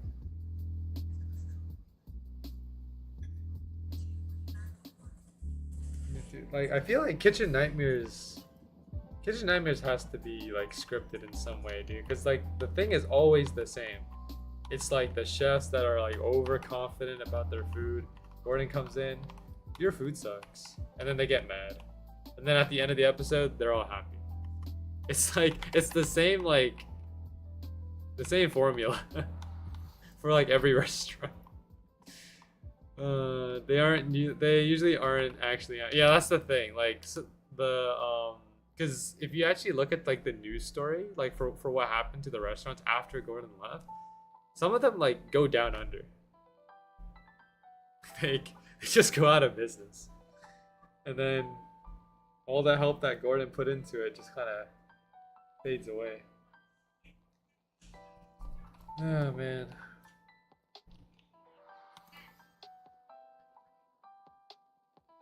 Dude, but Hell's Kitchen is funny. Some of the contestants on Hell's Kitchen are like, have you seen Raj? Raj on Hell's Kitchen? Oh man.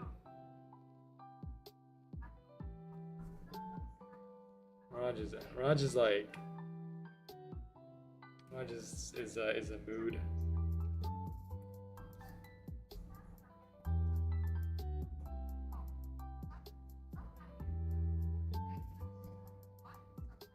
See the guy with the one arm the whole season. I actually haven't seen that.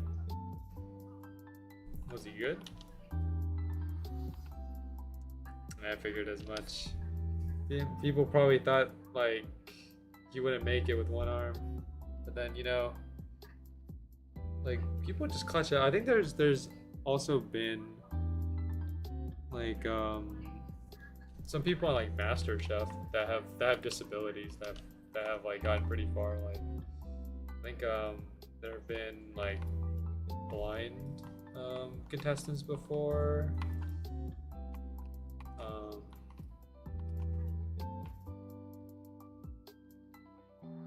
Yeah, I'm just trying to think of some examples here, but yeah.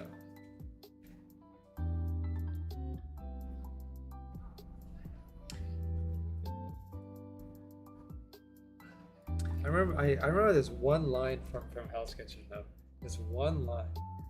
I don't remember what season it was from, but this one line was like, "She only won because I lost. That's not a winner.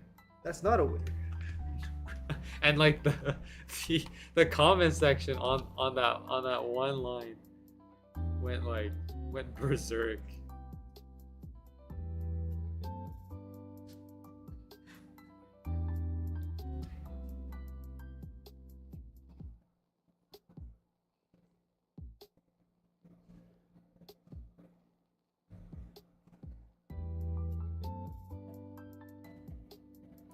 They said the nominees knew who they were. Oh yeah, I remember that one.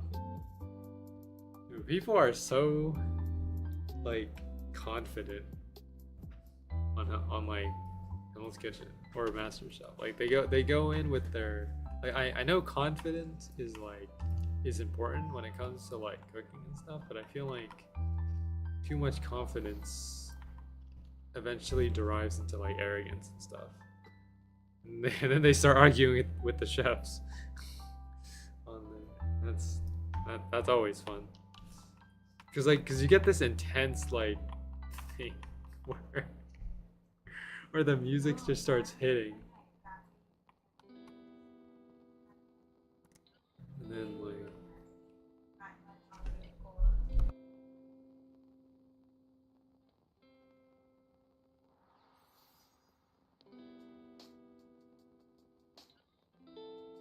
There's like that one sound effect, the water fountain. I think I know what you're talking about.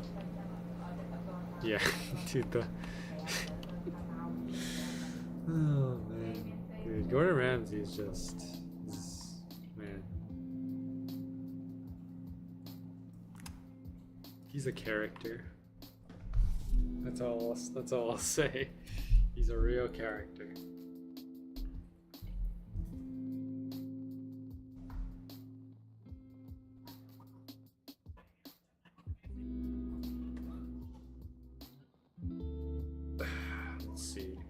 I think I've been watching like these. I want to say they're documentaries, more like podcasts. Do you know what Rotten Mango is? Okay, it's basically like they're basically a channel that talks about like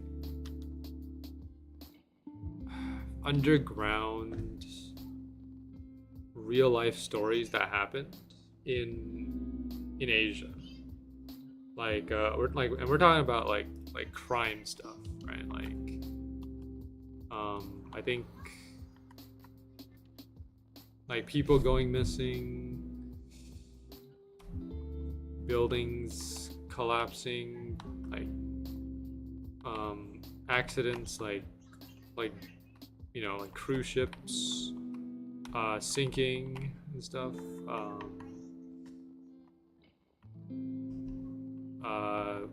Just like things that you don't see in like the United States, right? Because like this is all stuff that happens in like Korea, in like China, and stuff. So it never makes it all the way here. So they talk about that stuff, and it gets pretty interesting. You know,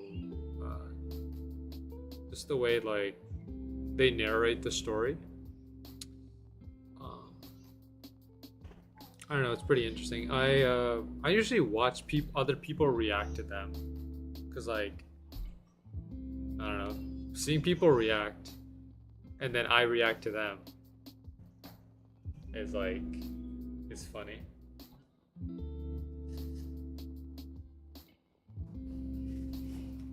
Let's see.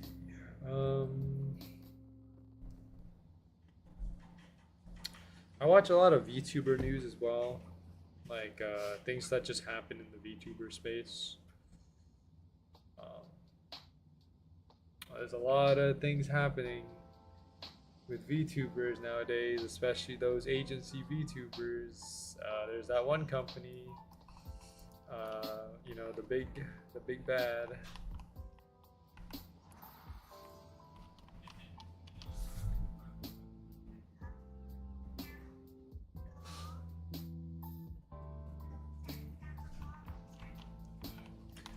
I couldn't ever get into VTubers. It's like, I would say VTubers are like a niche, you know, like it's a hit or miss. Either you go in liking them or you don't, you know, like because like I'm kind of in between. In like basically what I'm saying is like I don't watch their live streams, but I watch clips, like the funny clips that happen. And then I just watch some news or whatever, like some drama on what happens in like the communities and stuff. Maybe I should make some clips though for my streams. Now that I think about it, you know, like because there are some things that happen on stream that we never see the light of day. I mean, like one of the ideas that I had and was like doing recordings of like off stream stuff. That's why you see, if you go into like the video section of my channel, almost every video that I've posted recently are just me playing horror games with Josh, because like I think that just it's pretty fun. Because the thing like well, me and Josh don't do it nowadays because he's got other stuff to do, but like back in the day, after stream, me and Josh would just like go into the VC, record a horror game, and then we just upload it. Because I mean, and we like before the whole recording thing, we would just hop into VC, do a horror game, and then hop into the next one. And I just kind of figured, why not record this? You know, like this content's kind of epic. And so I did, and then I uploaded it. But yeah, like clips and highlights are a good thing. The only thing that's stopping me from posting clips and highlights are just, I guess, laziness, you know, because I have to actually search through the stream to find the clips. And I mean, these are like 4-hour long streams for Swordburst, so it'd be better to find them. Yeah, that's the thing. Like the best way of doing clips is to mark down like things that happen during the stream, and then later on pull those moments, you know. But I forget to do them. Also, 2 more kills until we get 900. 2 more until 900. We're almost there. Also, it's almost been 2 hours. We're 1 hour and 50 minutes in, and I think we started today at 850, and now we're at 900. So we've only gotten 50 kills within the last 2 hours. So that means within the next 2, we'll probably end up getting like 950. Then the stream after that will be 1,000.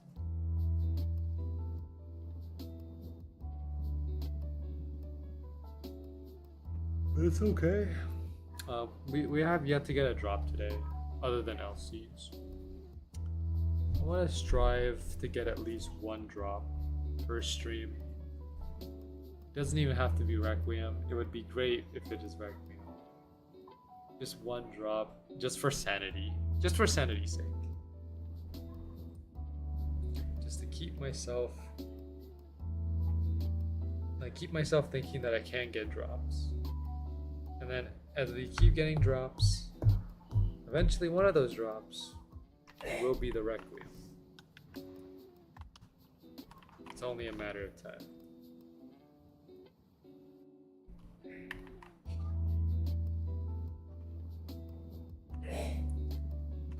But I don't think I've struggled this much to get a drop in a long time. Like the last time this happened was during the winter event where I was farming for Everfrost. But Everfrost has a higher drop chance than the Requiem at 714. And I think we ended up getting the Requiem. I forgot when. Hold on.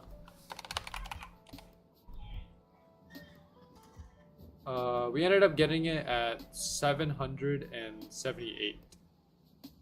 But the gift of Everfrost had pity on it, so it's a guaranteed drop either way. It had 1,000 pity. I got it at 778, so that was a tough one.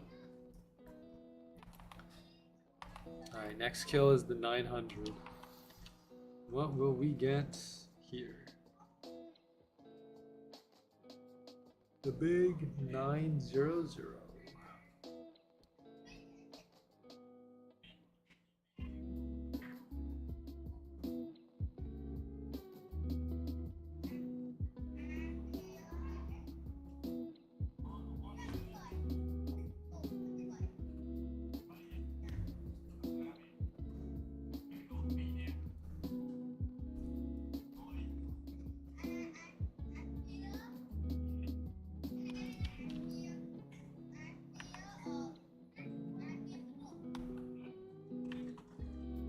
I should update my simulator to see when I would get Requiem. Because I have a simulator that basically estimates when I'm gonna get a drop, but it doesn't actually like tell me what drop it is. It only estimates like when I'm gonna get a legendary drop. So maybe I should incorporate drops into there, and then it'll finally tell me how many of these drops does it take to get Requiem.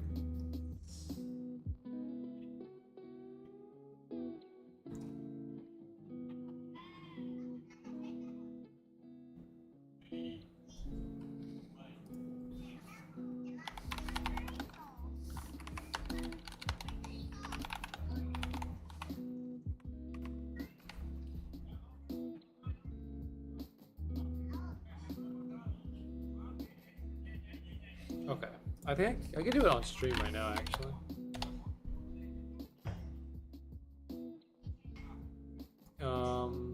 Now, like to make it harder, we won't calculate for double drops. We'll just do a single drop. So basically, whenever we hit the number, yeah. So whenever we hit the legendary number, we'll just roll for any random legendary. And then we'll keep going until we get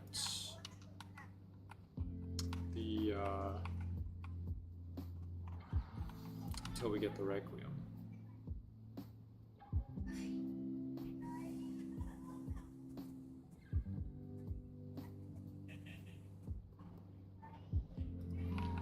Okay, but for this I have to make a list of the drops that Mortis has, so I mean we'll have a list right here. So we're not going to include the LC, because LC is just going to skew it. We'll just include all of the other drops. Okay, let's write this out here.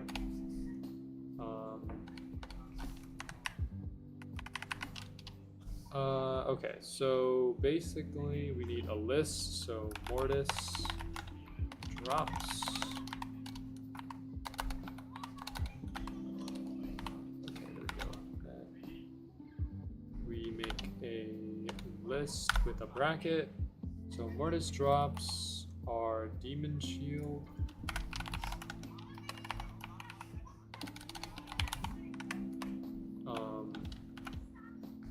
Chaos, plate mail, dragon fang, scythe. Oh, okay. Dragon fang, scythe.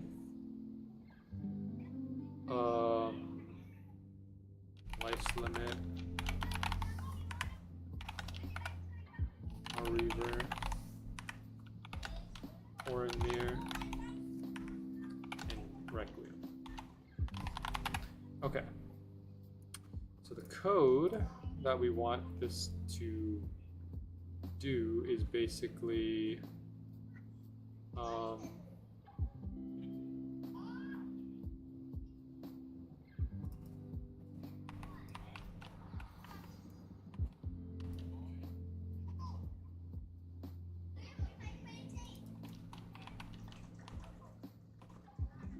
let me see.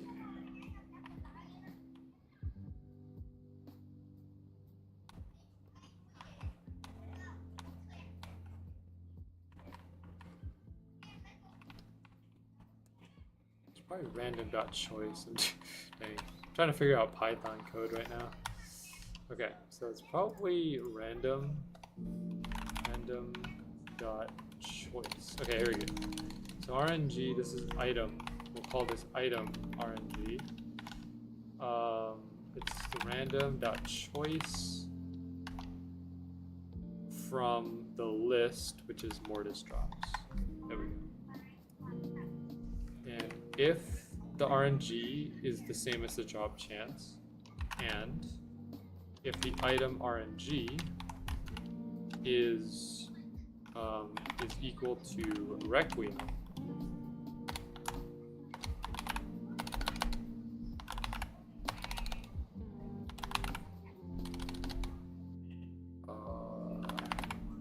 then we will print this out and break the while loop.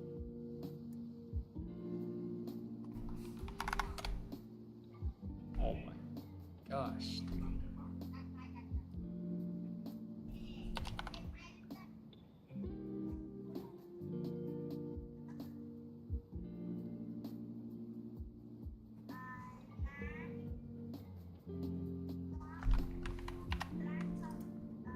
Wow, okay, well the code works.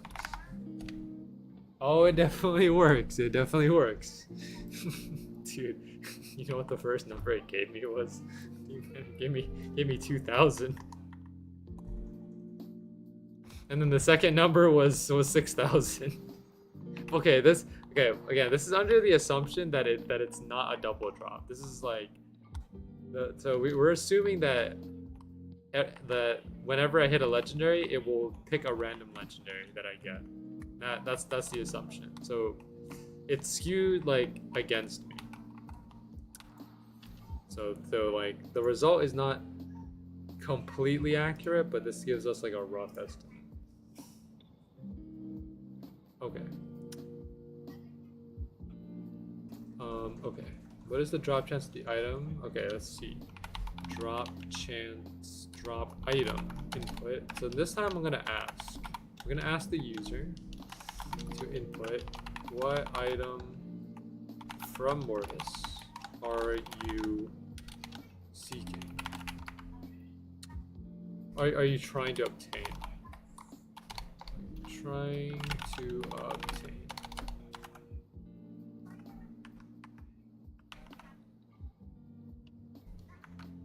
Okay, so that would be that.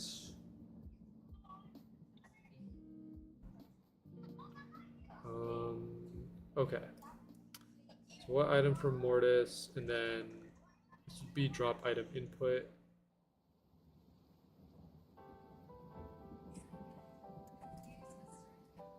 And then this would be drop item input.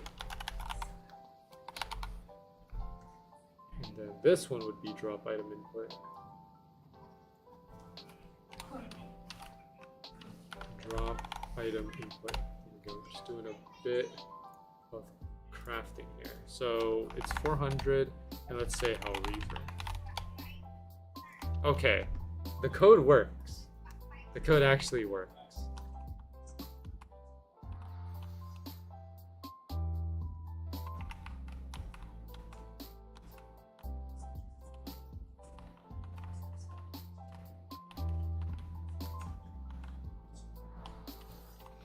Alright, I don't know. I will... Do I want to show this code on stream? I don't know if I want to. I don't know. If you guys are interested in seeing it, I could show it. But it's pretty simple. It's not like anything that's hold on. Drop simulator. Let's do drop simulator. Here we go. Drop simulator.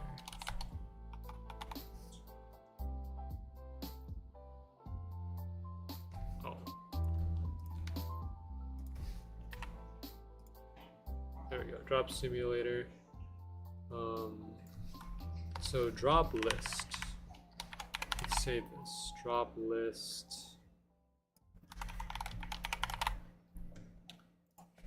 So drop list is like all the drops that we want. Attempts how many? Okay. Let me just make sure everything works correctly. And then maybe I'll pull it up.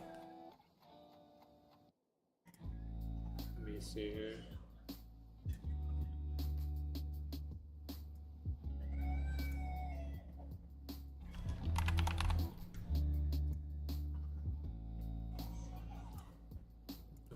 Let me take care of Mortis here, and then I'll show the code on how this how this simulator works.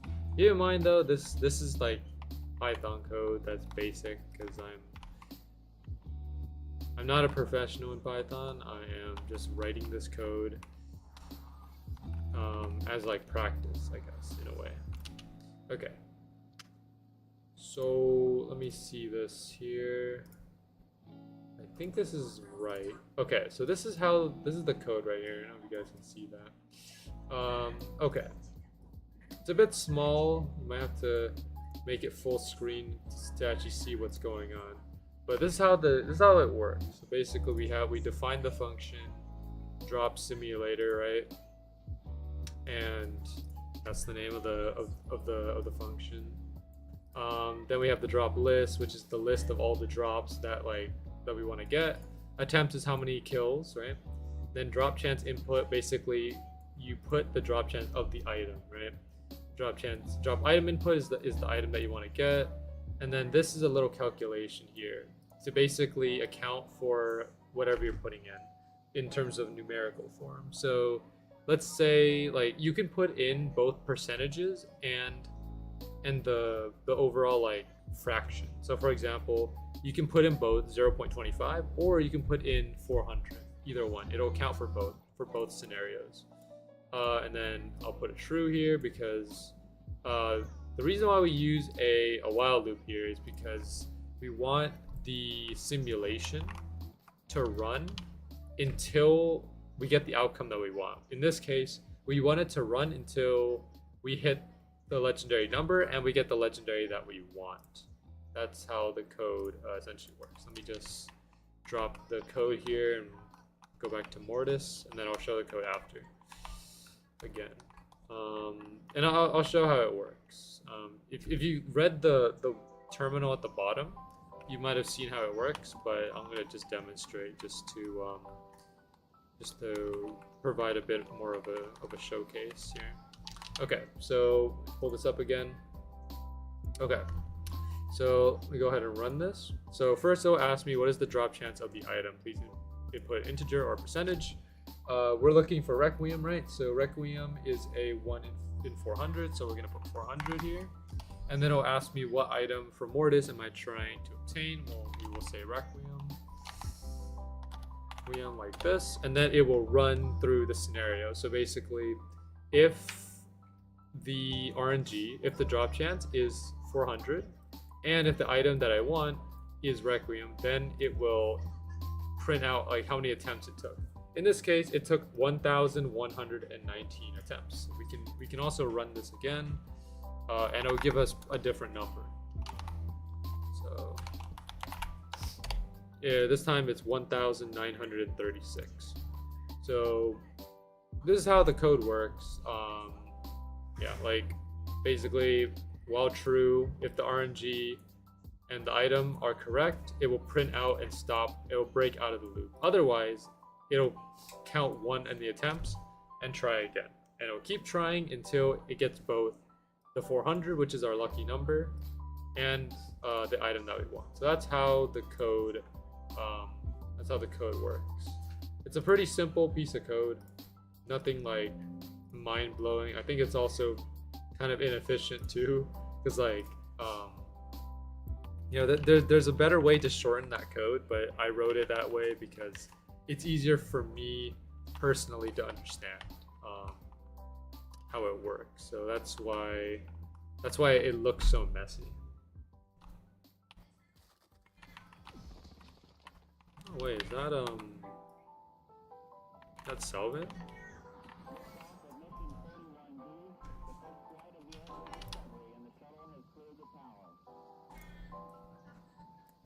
Let me see. Like the way I can optimize this code also is like chat is working for me again. Oh, yo, welcome to the stream.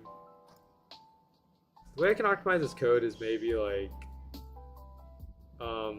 finding a way to implement double drops. That way, like the number will be more accurate in terms of like what it's giving me. Because again, it's giving me a number based on a single drop system, which is basically like if I get a legendary, it will choose randomly what legendary I get. But realistically, the way that Swordburst has it is like if you get a legendary, it'll basically roll all the legendaries, and whatever legendary hits like the lucky number, that is the legendary that you'll get. So I have to make it more realistic. But that kind of coding, it'll probably give me like an hour, and I'll probably crack it. But I'm not gonna crack it on stream because I'm a bit focused on trying to get these drops. But you get the point. That's how the code works. And I've been using that little drop simulator Python code since 4.8, just to test it. Did you get Rapier yet? I didn't get it yet. No. Funny enough, if you take a look at the drops here that I have every drop from Mortis except the one that I need. I have everything else. Demon Shield, Chaos, Dragon Fang, Life's Limit, Hell Reaver, Oranmere, but not Requiem. The only item that I need. So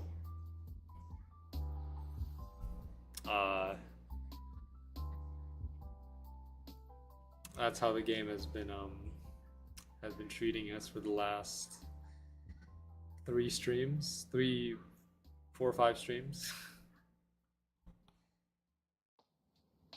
But it's okay. I mean, me and T-Man at this point are just holding on. He was being pretty evil, pretty much. Yeah. It's like, I don't know. It's just, I mean, it's part of the challenge, I guess. You know, it is the road of despair, and we are experiencing a little bit of despair here. So I guess it is fitting in a way. But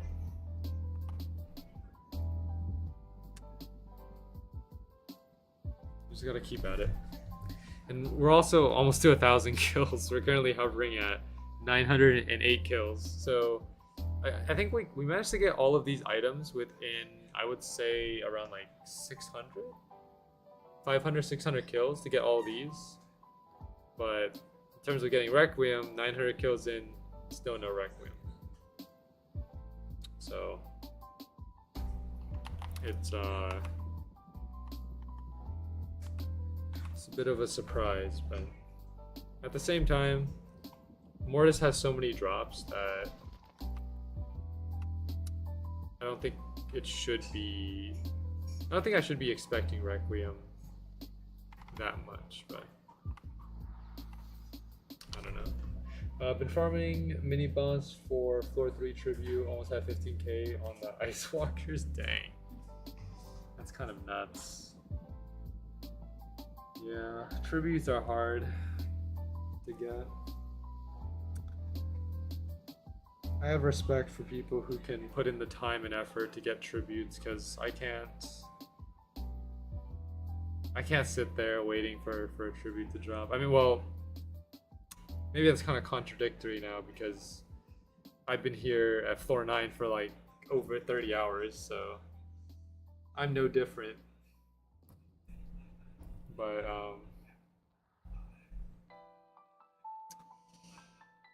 But yeah, like you guys who are able to just stay committed to the tribute,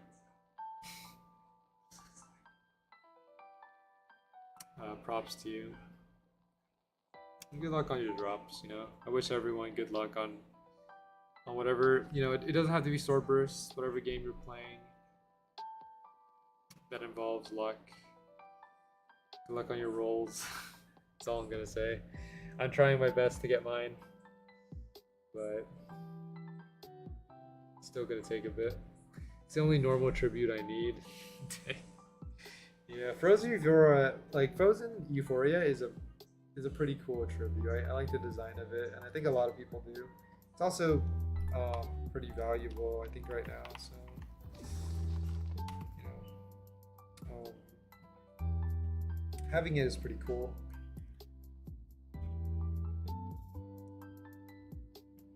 I know a lot of people have been trying to farm for it. Like I have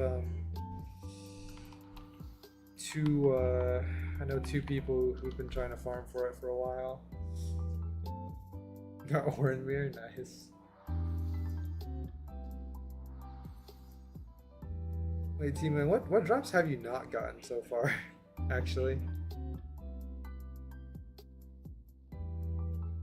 Chaos is the only one. What do you think, T-Man? Are you gonna get Chaos first, or will I get Requiem?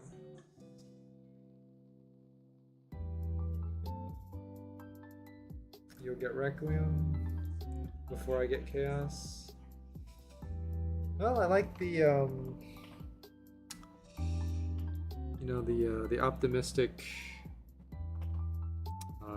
energy coming from you. I appreciate it, but we'll see. You know, best case scenario, we get them at the same time.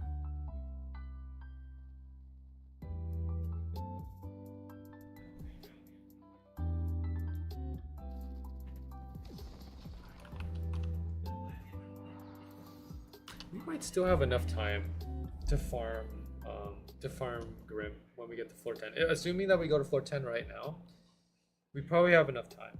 I think I'm willing to. It's probably a bad idea, but I'm willing to take a risk on Grim if we get Requiem right now to try to get Curse Enhancement. This game can't hold me back for that much longer. I don't think, you know, it might have held me back for floor 8 and for floor 9, but I don't think this game can hold a grip on me like forever. So it'll have to let me go eventually, and that's why I'm leaning so hard on floor 10 and floor 11. Because floor 10, right, all we need is Cursed, and floor 11 we don't need to farm Saurus, so it won't be a problem.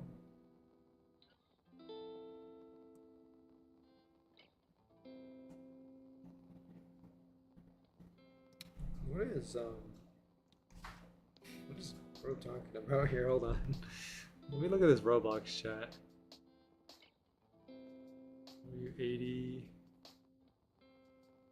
invisible walls? Are they trying to come to the boss?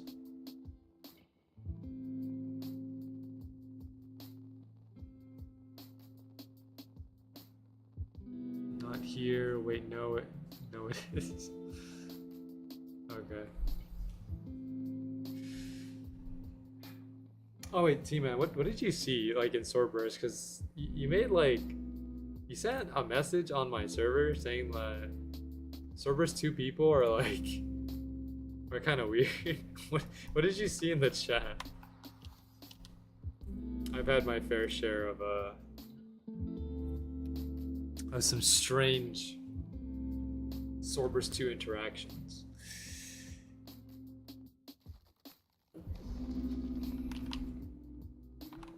I can't describe it. It was weird. Is it like never mind. I won't bridge into it. If it's like sus, then I wouldn't. I don't want to know about it. LCS, me too.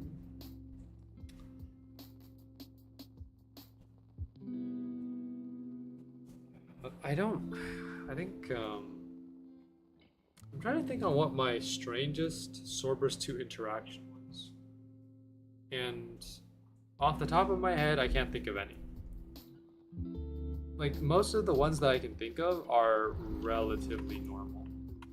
Like there was this one time someone was asking me for final spectrum, which is the aura that you get with the final gift. So the final gift you get the final star, which is a longsword. You get 2 of them, and then final spectrum is like a bonus aura that you get because they had trouble with the crafting. There's one guy who was willing to like overpay so that I can trade him final spectrum. I said no because I wanted to keep final spectrum, and then he went to go and ask someone else. This guy was kind of desperate for final spectrum, not gonna lie, because he saw I had it, and I said no, and then I think Coco talked about having it, and then and Coco said no, and he just kept going. It was really funny. Oh, okay. I just thought of an interaction that I had recently. This was when the Eternal Garden came out. So I think I've told this before, T-Man, but like there was someone. So we were farming Atheon, right? Because we need Atheon to get to the Eternal Garden, and someone came up to me, and out of context, right? Well, there is context because they looked at my username, but what they said was like, "Oh, I thought your name was like Sacred Blossom or something, or like something," and then they were like, "I was about to tell you to go get a life," and I kind of just sit there and like try to process what they mean. Because they misread my username, because I go by Swing Blossom. I thought like they misread it as like I guess Sacred Blossom, and then just make this like this statement out of nowhere, and I get so confused what they're trying to imply. All I said was just nah. All I said was because like I didn't know what to say. I just said nah. Like. You got like that's not my name. I didn't try to like I didn't retaliate. I was just kind of sitting there in confusion. It stun locked me for a bit, like I was kind of sitting there stun locked. And I don't know. I would ask for context, to be honest. Well, I mean, like the context is just my username. The fact that they misread my username and then just said like, "Oh, I think the context was like, oh, they saw my username, misread it, and then thought like my username was cringe, and like, or something." I think that's what it was. I'm playing Majora's Mask for the first time, and I realized So, let's see if I continue to not looking things up. You know, I think that's commitment, Josh. You know, like, I wouldn't call it like stupidity. I would call it dedication, Josh. Because I think the fact that you're trying to progress Majora's Mask and use a blind playthrough and not looking things up, I think that sounds normal. Like, sure, you know, you might have trouble with like some of the systems and the puzzles maybe the first time, but I think that's part of like the fun of the game, is being able to like figure out those whatever it is, or finding whatever you need to find. I think that's part of like the experience of doing like a blind playthrough. So I think you're okay, Josh. You'll be fine. I spent the first 3 days lost till I saw a door that said something about a gun and realized I need a gun to do a little quest, but the moon crashed 2 minutes later. Well, you know, it's trial and error, Josh.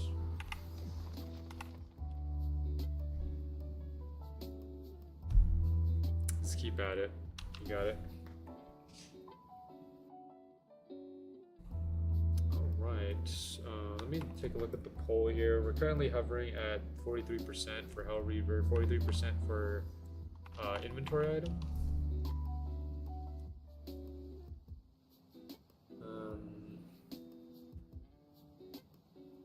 We'll see how that poll changes over time. So it's a bit still too early to decide. I mean, Hell Reaver was leading for a bit earlier, and now the inventory item is catching up. Inventory item is interesting because you know, I have no idea what you guys are gonna vote for the inventory, because there's so many options. You know, like, this is what my inventory looks like currently. It's got like some uncommons, a lot of rares, some legendaries and such. It's pretty small, you know, because I dismantled a lot of the items in order to get the crystals. And these LCs, by the way, the 44 LCs that you see here, all come from Mortis. Like, I did not dismantle or like forge any of these from the rare crystals. So you can see how long I've been spending here at Mortis. We've got a total of 44 of these. And these have like a 1 in 20 drop chance. So you can kind of estimate how long it took to get them. The uncommon gotta go. Yeah, like for the last few streams, like my uncommon has been just getting deleted back to back. Like first, I think one of the first uncommons was like Horns, and then after that was like Dragon's Bane, and then yesterday, or not yesterday, Wednesday, it was Limbo. So the only uncommons we have left are Ash Rune Blade and the Health Regen Necklace, which, I mean, I'm not using them, so they're kind of useless to me. And I don't need them for backups either, because like I have all these rares and legendaries, so it's not too much of a problem.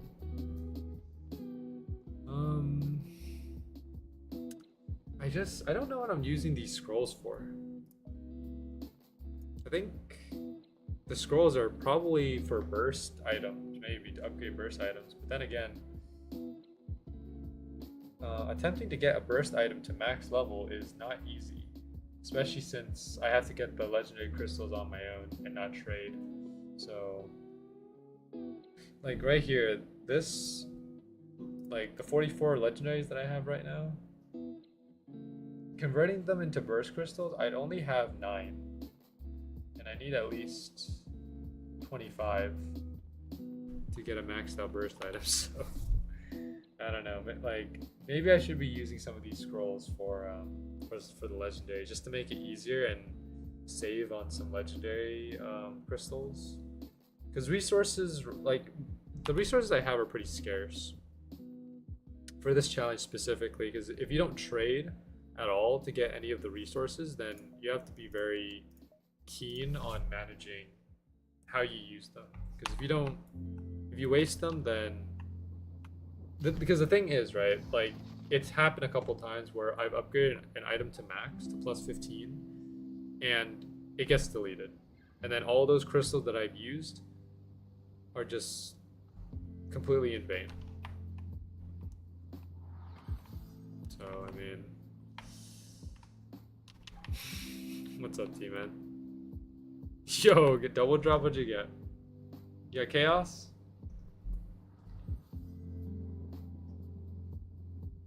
Or in mere dragon fang? Dang.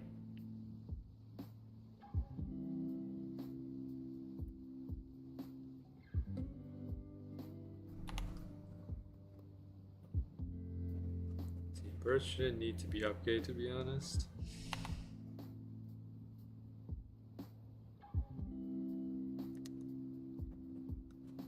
I don't know. I really don't know how to respond to that one. Maybe. I mean, it would be a lot easier if they didn't have upgrades, but at the same time,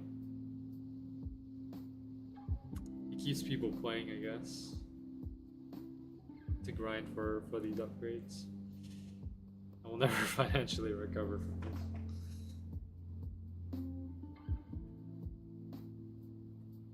So wait, Timo, what are you trying to get, like, right now, currently? Are you just aiming to get Soulstorm from Unborn? Chain, okay.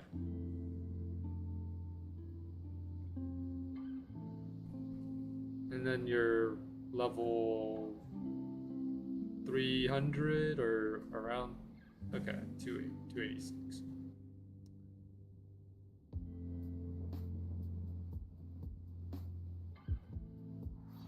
Okay. No, yo, fancy spear? No way.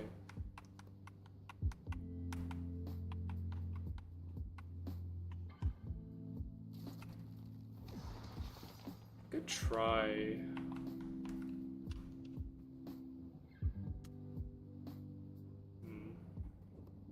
It is a floor 12 boss, so I don't know if I can solo Unborn. It is possible to do it, but I don't know. I'll think about it. Unborn is easy to cheese. Yeah, that makes sense. Let's see. I think I know what to do now with my massive brain. Alright, well, good luck with it, Josh. You got it. I can solo if I'm a little lucky.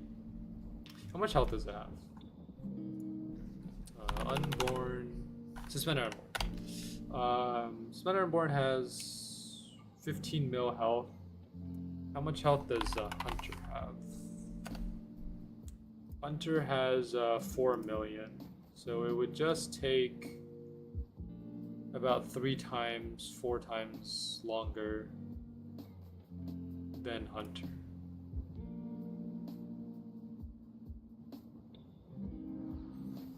I can make that work, yeah.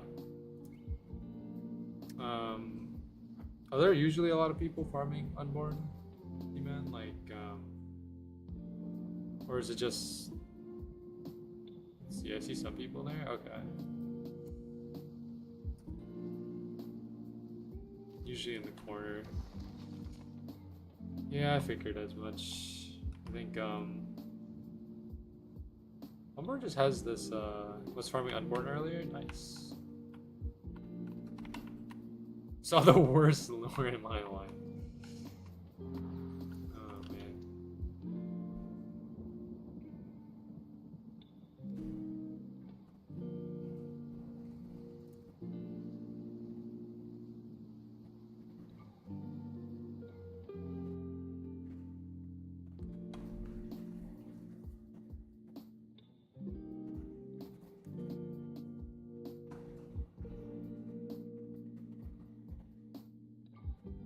Speaking of bad lures, I remember it takes me back to my Limor days when I was trying to farm Limor to get I think it was Igalima.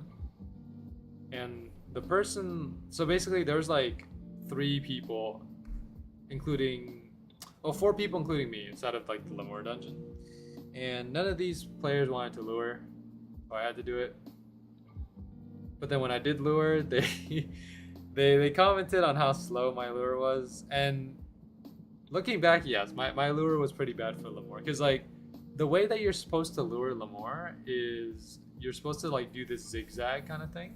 And that causes him to like slither faster, right? But I was pulling him straight back. So I was just backing up straight. And that causes it to be really slow. And then, dude, I don't know why. Yeah, I got really I got really heated when they said that, because they're like, bro, this lure is so slow. I don't know why. I got like I got so triggered at that very moment. All I did was I reacted, or I retaliated and just said, all right, bro, you do it. And then they did. They did do it. And then they didn't say anything after that. But I don't know. I try not to get heated about things nowadays, because I think getting angry about trivial things like that is not healthy. So like, I don't know, I got a bit ticked off last stream when you remember team the guy just shows up and starts blowing up the boss with his curse enhancement. I got ticked off there. But in hindsight, like, the thing is, T-Man, like, we didn't ask him to lower his weapon or weaken, or like use a weaker weapon, because like the context was like, I was talking to you like, you know, this guy's doing too much damage, but then he doesn't know that, right? So then all of a sudden all he sees is you saying to flying him, right? Out of like, with no context, and it makes sense why he would react the way he did. So.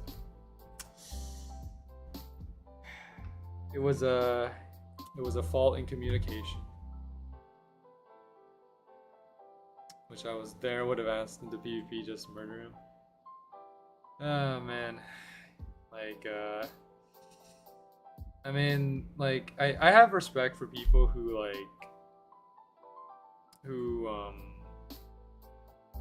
make way for like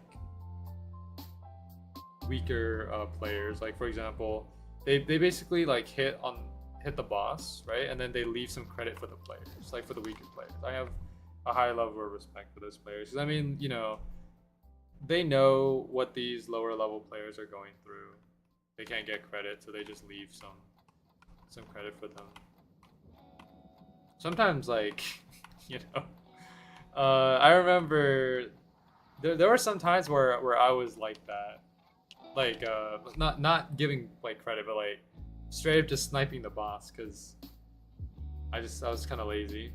But nowadays, what I do is I tend to use solo servers, because you know, I don't want to. This is not like to downplay or like trash any weaker players, but I don't like farming with people who are using weaker equipment, because it means I kind of have to hold back, right?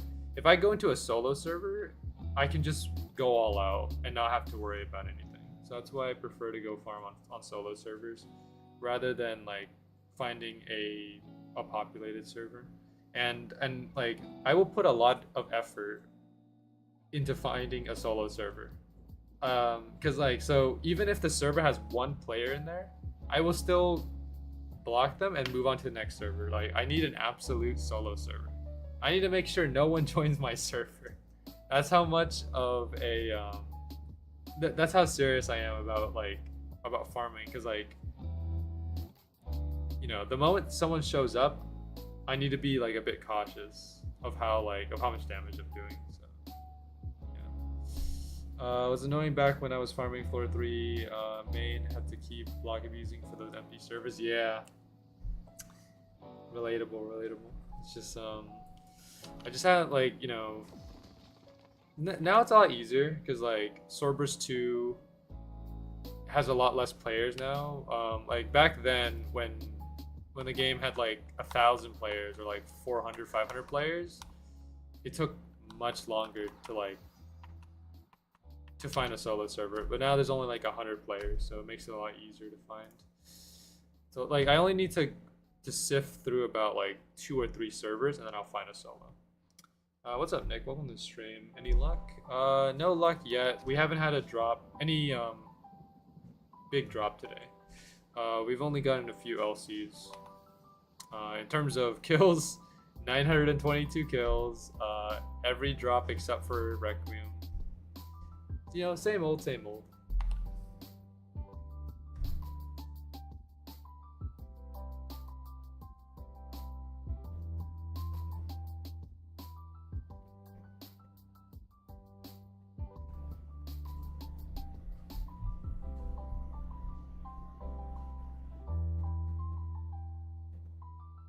Six-ish off my kills. Yeah, dang, that's like, jeez. Must have put in a lot of effort on Mortis. Like, I'm curious on how many kills I would have had like on all these bosses if the stat if the stats menu was implemented at the very beginning of the game. Because I'm pretty sure like I probably would have had thousands and thousands of kills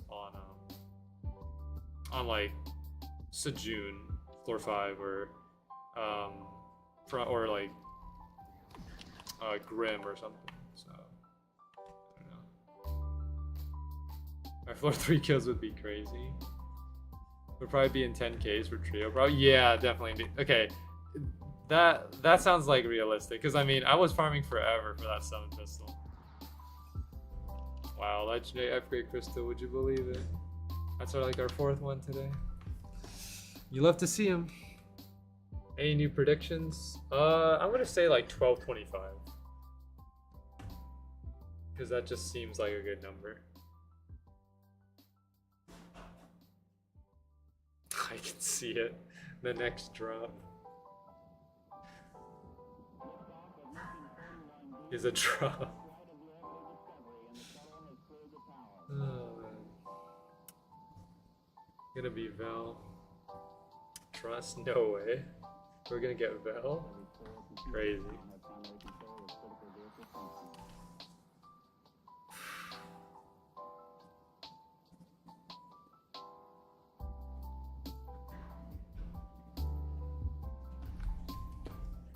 I'm trying to think on if I had a worse time farming anything else other than like this. How many kills are you on? We're currently on 923. Summon Tree. Summon Tree was pretty bad for me, yeah. That is true. Summon Tree was pretty bad. I think this is worse than Summon Tree though. Like, cause we spent way more time on floor 9 than we did on floor 8. I'm trying to think on if I had any troubles on my main account that were this bad, and I don't think so. Like, you know, I didn't get Chaos Bringer, but Chaos Bringer is an easy farm, you know, because I could just sit there and just wait it out. 227, floor 9. Still is so funny. Dude, people comment on my level like all the time. So if, like, new viewers in the stream, like whenever I get new viewers, people are just like comment like why are you still on floor 9, dude? You're like level 200. And I have to explain like I'm doing this challenge, or I'm trying to get this one item, and the game is just not it's not giving me the item. Let's see, are you FaZe? I am FaZe, yeah. I changed my my channel name recently. Fox. I'm like 5 million away from the bell cap. Yo, nice. Still no chaos. How many kills do you have on the Blossom Nights? I guess like in, well, I guess in total. Reaching 10K on both. Wow. It's pretty impressive. Majority was boosted. I don't know. I think I'm just gonna give up on Chaos Bringer, because I mean, I just don't think I want to sit there for much longer and farm for it.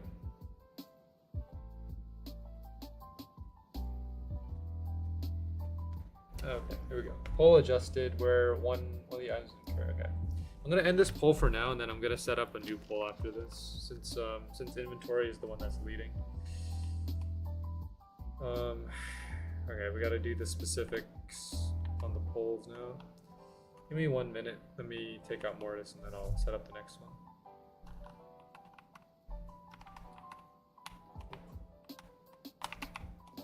Big damage. Okay. Next poll. Let me see. What rarity? You got another Requiem? Yo. Congratulations.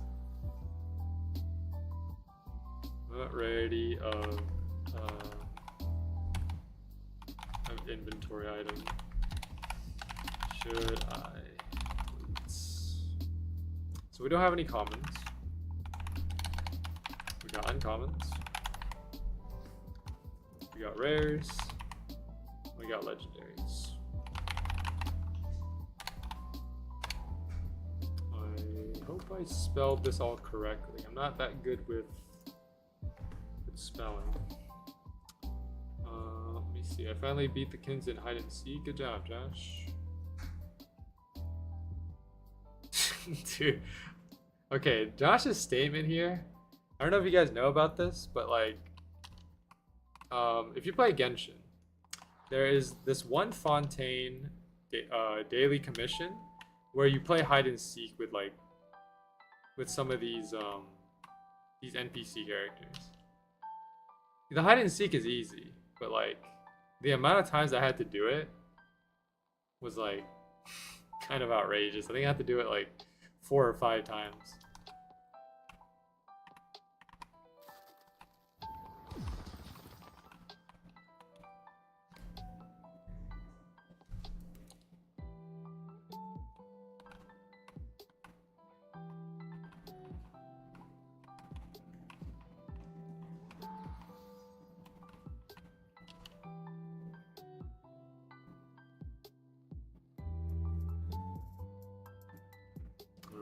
Code. T-Man, you've been having good luck on your 50/50s, right? Okay. You know what? Like, I'll join the VC when I'll DM you, and then we can be in VC and then do like the Genshin rolls. I don't know, because I feel like I need your energy to be able to get Farina out of this next. Let's see, you can go into co-op. Okay. I know the spot. Oh man. All right. Got to do this whole ritual. Vulcan's about to run out. Dang.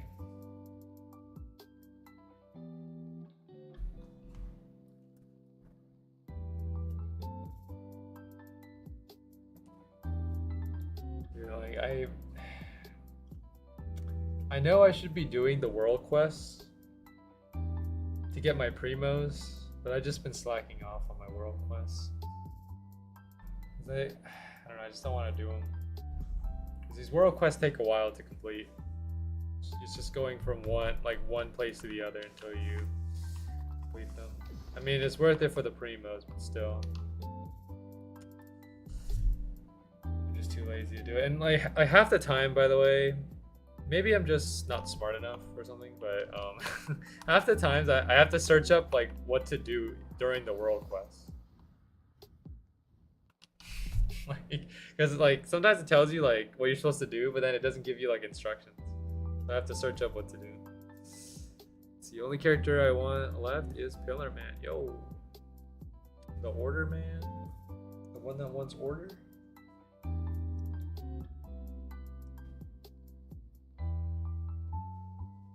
Yo, we got a new player. Yo, what are they using?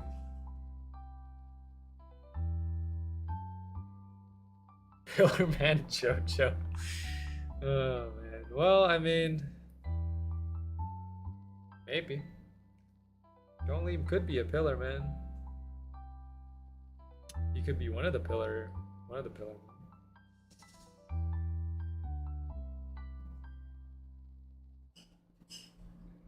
I think I played Genshin since what, second banner. Wait, so what are you doing right now, team? Are you just on Star Rail, or what else are you playing? You're playing like just Star Rail right now? Okay. Let's see, last I really went crazy on Genshin was when Arlecchino came out. Yo, Arlecchino is epic, but I didn't pull for it because I wanted to save for Farina.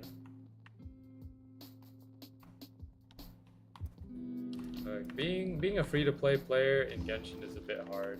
I mean, I can't conveniently get primos as easily. Like, yes, I have the funds to get like you know, get stuff, but I don't want to use my funds, man. I don't want to get into that rabbit hole.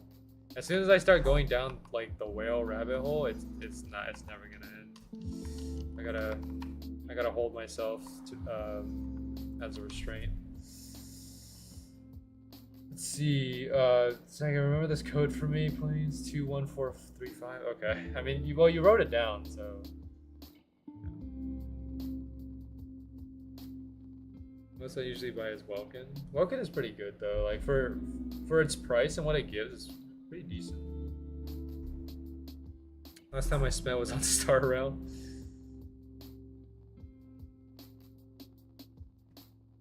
I draw 50 for Acron's light cone. I got unlucky, dang. You know, we all do a little spending sometimes.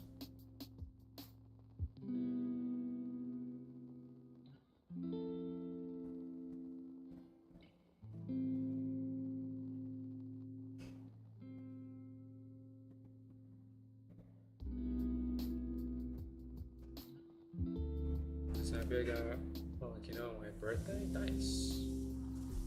I guess it's like a birthday gift in a way.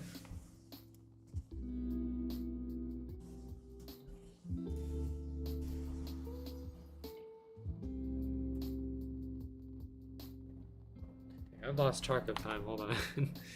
Sorry, what are we at? We're at like 9:28. Okay. Just wanted to make sure,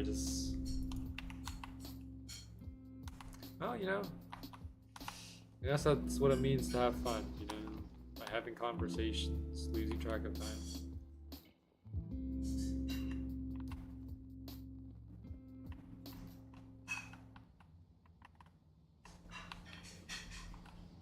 Having to play Star Rail in America while stuck on Asia servers sucks, dang. Dude, the ping must go crazy.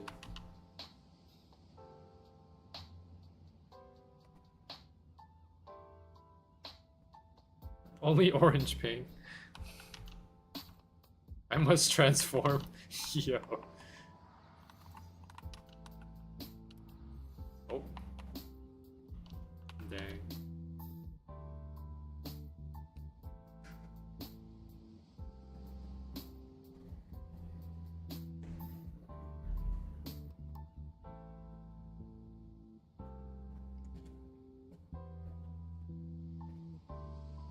I'll transform too. Okay. You know, I got jump scared by Acheron once. Not like I didn't play Star Rail and like pull for Acheron. I got jump scared by like an Acheron ad on YouTube. So basically, like I somehow accidentally pressed my volume button too high. And you guys know that one Acheron? Okay, well I don't know if you guys get YouTube ads, but like there's this one Star Rail ad where Acheron just like slashes her swords, or like slashes her sword, and like it has like this sound, this like sound effect that comes out, and I remember like my volume was like at 90%, and then that ad pops up, and I I just get blasted in my ear. I know what you're talking about. It's like it's the one where like, yeah, that one. Dude, like, it was so loud, dude. I was getting slashed in my ear at that very moment.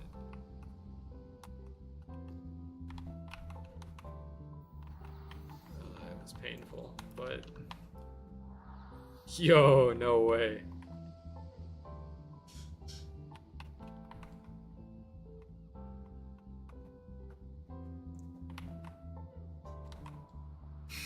Dang.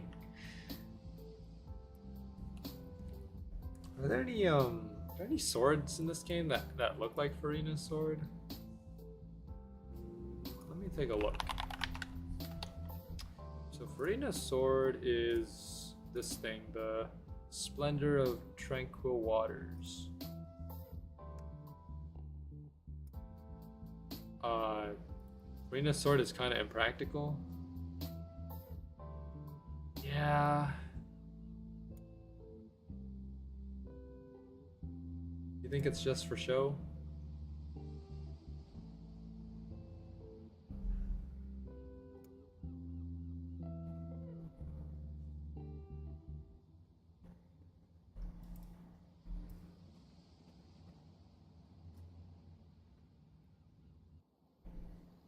You know, like the closest thing that I can think of is like the ancient rapier from the old Swordburst. Like one of the closest that you can probably get.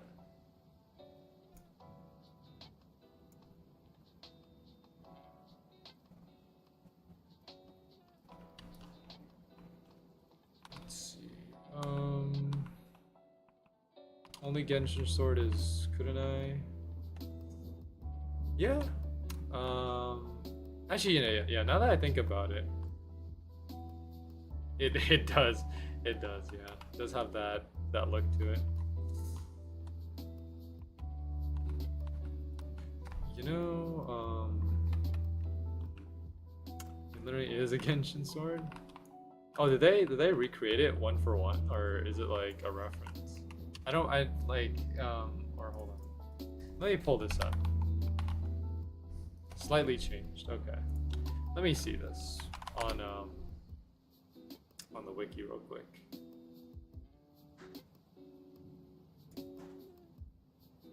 Yeah.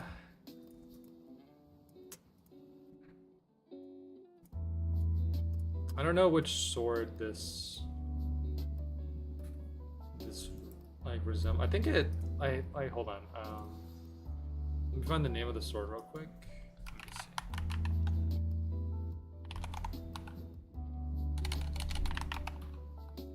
Gotta log in. Is it like this one sword that like... Is it this thing? The cursed blade that Kazuha got in that one story quest?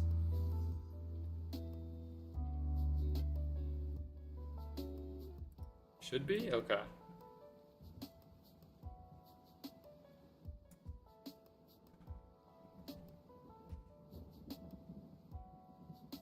Yeah, it's this. I think it's this thing. I don't know. That one. Okay.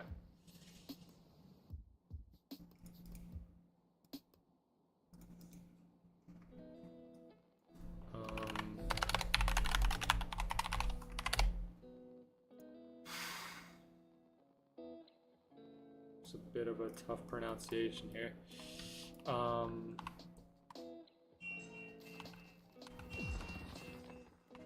Kagasarube Ishin? Yes, I don't know. I probably butchered that. Kunai literally is just a modified version of it. Yeah, you know what? Now that I look at the two like side by side, yeah, it does look pretty similar. Yeah. I mean, like the color scheme is pretty similar. It's just like I think the guard is slightly different. I the handle and the guard are slightly different, but like overall, it's pretty much like similar.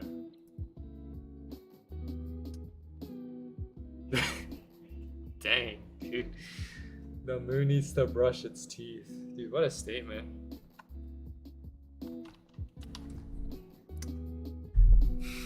Dude.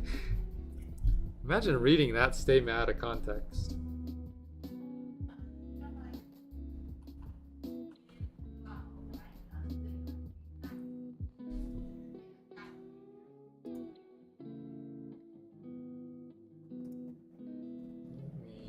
Where are we at?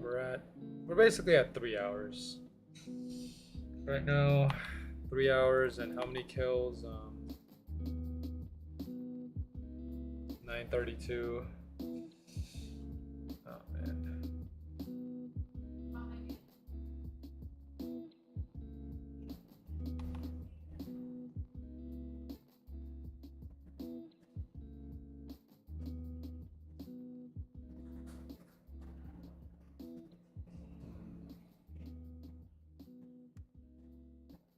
Arena Tower.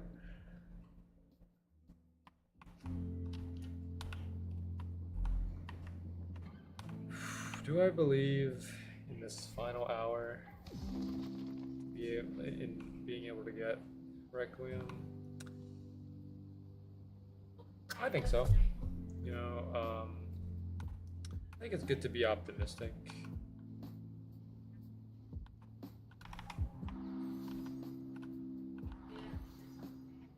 You know, the more optimistic I am, okay, well, maybe that's not exactly true. I was about to say, the more optimistic I am, the more likely it is to happen. But I think being optimistic just helps me stay motivated to continue farming. It doesn't necessarily mean I'll get the item, but it just keeps me going. I don't know how to save my game.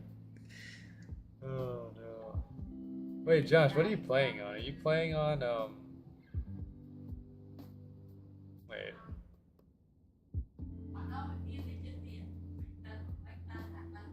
What console are you playing on, Josh?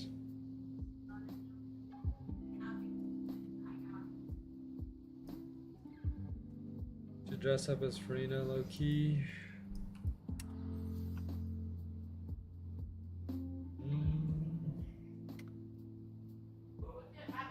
Maybe.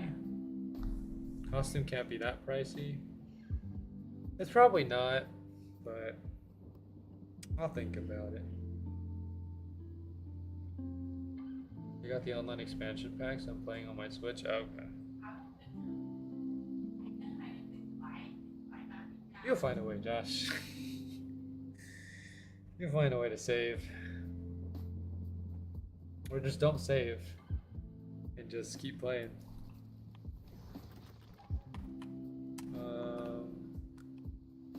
I mean, I should IRL. Oh, okay. I don't know. Cosplay is. I don't know. I always thought about cosplay being like very expensive. It's like you have to buy all of like. Well,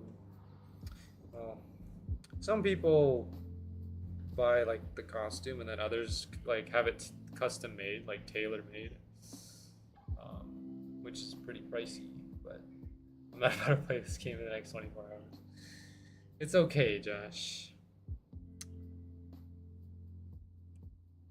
It's not about the destination, it's about the journey. Yeah. Nah, I'd win. Oh man. Cosplay is cool though. I always have like you know, props to people who do cosplay and stuff, because I mean sometimes you know, like I think it's something that's a commitment, I'd say. Like being able to have the funds to be able to purchase the cosplay, and also having the I mean, I don't know. It's just like going out there and showing your cosplay off. I don't know. Whenever I do cosplay, which I don't do that often, and when I do cosplay, it's pretty simple. I keep it simple. I don't do any extensive things. I've only cosplayed characters that like look like normal people. Like I remember one of my cosplays was Isaiah from the anime Deutera, and all his outfit is like some black pants, like a fur coat, and some shoes, some black shoes. That's it. That was the thing. I kept that pretty simple. But like people who go out of their way to like make their cosplay exactly like to the T of the character is crazy. What about you, T-Man? You ever cosplayed before?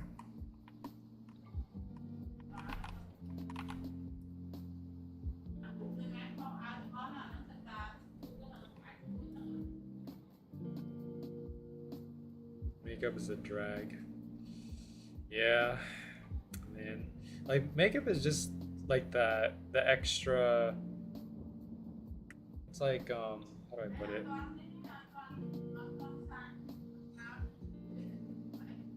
It's like that extra glow up, you know? Like if you really want to get into it, it's like you put makeup on and then that's it.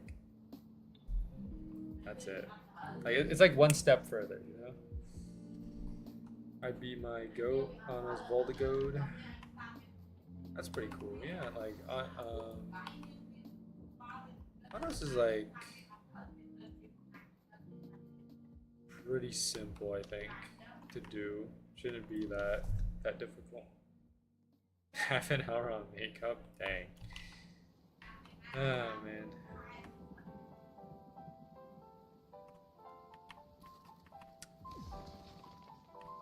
Be hard to find his outfit. I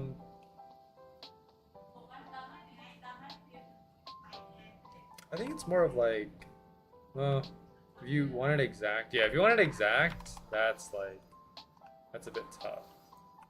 The only way to get exact costumes is like to have them tailor-made, because you won't be able to find like anything exact. Well, you can, but like it'll probably be not. It probably won't be the best quality. I think. I don't know. It's like. I don't. Okay, like just take everything I'm saying here with a grain of salt, because I don't know anything about cosplay. You know, I'm not an expert, so don't quote me on any of this. I'm just talking from what from what I know. I think. Yeah. So I don't know a lot though. So yeah. But I don't know, man. All my all my cosplay knowledge comes from you guys ever heard of Dress Up Darling? That's where all my cosplay knowledge comes from. Oh man.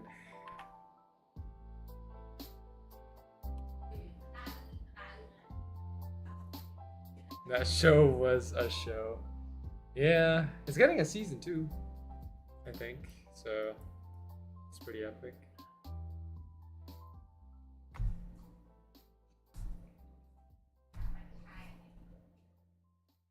Second episode was something.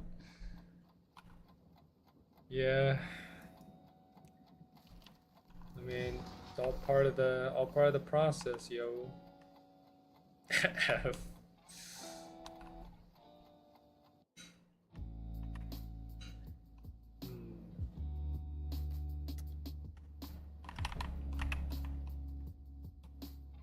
One of these drops, though, you know. One of these drops, we're gonna get it. Trust.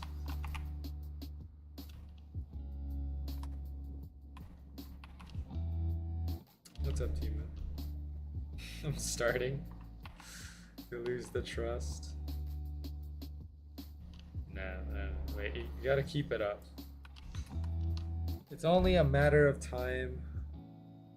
I mean, yeah, we are at like 9:37, but that's okay, you know. Drops tribute before Requiem. I can't get the tribute anyways, because I'm not farming any of the chests or the undead berserkers. But I could, but I don't know. You know, you never know. Random mobs attacks. Yeah, you're right.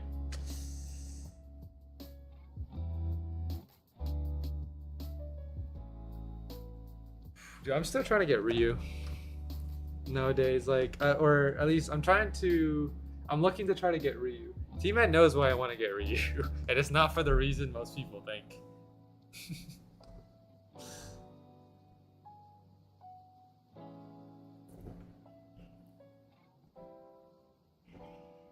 I know you're trying to farm for it. Well, I'm not farming for it now, but I would like to.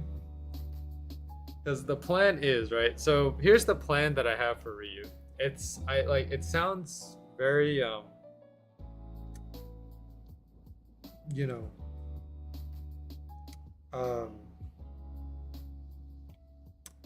sounds like a waste of time, but like what I would do is if I get Ryu, I would trade the T-Man. The T-Man just deletes it.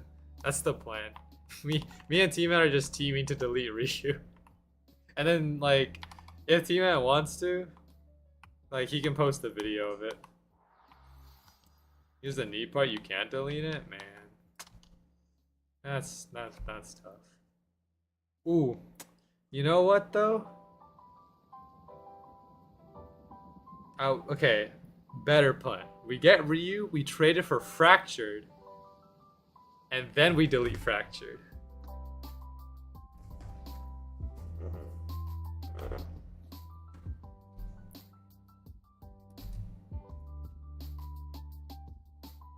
Our plan is unbreakable. Dual Fractured is even like worth one Ryu. Okay, what's the worst thing that someone can delete in this game? Because like, I don't know. I feel like me and T-Man want to create outrage in the community. It's like I want you to use everything. Get a liminal deleted. That's what I was thinking. Yeah, because I think liminal is like the most expensive thing in this game, other than like some of the other event items. But I think liminal is like the most sought after one. I want to use everything to delete something funny. I mean, like T-Man, like the best scenario is if you participate in BGM's backrooms, win the whole backrooms, and delete the liminal. Like right after they give it to you. Like imagine BGM's chat. Imagine BGM at that very moment. Right in front of BGM. Exactly. I would love to see BGM's reaction to that. He probably would ban you from the event, dude. Honestly. Yo, another LC, let's go. Oh my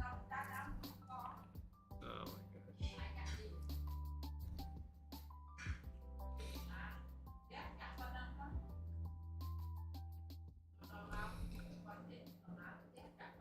This thing is just a broken sword. Well, it may be broken, but it's a cool broken sword, I guess. I don't know. Oh.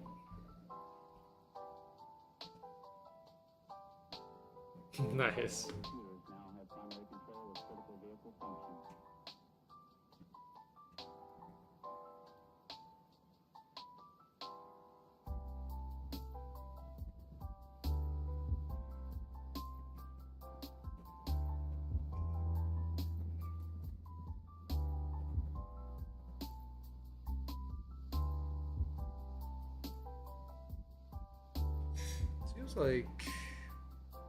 It seems like the 100,000 drops are undeletable. Like Stick and Ryu are like undeletable. Is there anything else? That's They need to fix that, to be honest. Oh man. Like, I don't know how this game expects me to know what the controls are on Switch from the N64.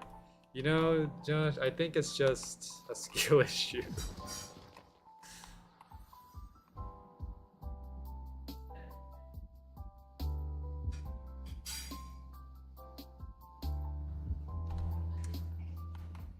He's cooked.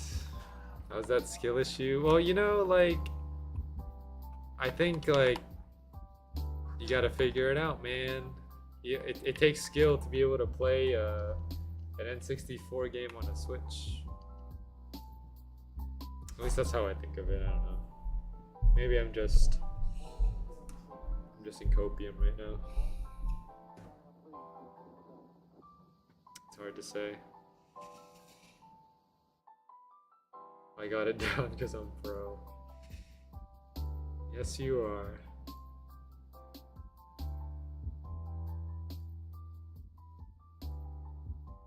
You know, Yada said I could have anything in the game? Yo, that's crazy. You got those privileges. Why didn't I think of asking for Infinity Slash? Maybe Infinity Slash? Man.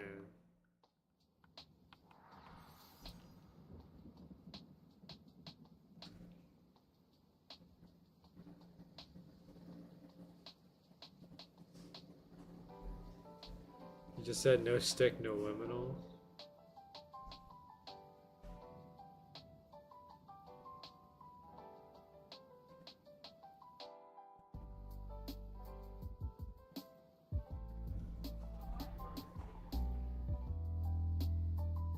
I think Infinity Slash is like a reasonable ask, because I mean it's like liminal slash, or not liminal slash.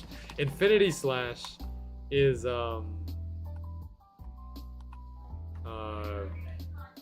I think, like, you know, it's not like a rare skill or anything. Sure, it's limited, but I think anyone could have gotten it. So I don't think it's that much of a stretch. Like, Infinity Slash is definitely not worth like liminal or like stick. Nowhere near that level of prestige. But I wish I could trade skills. Oh man, that would kind of. How would that work though?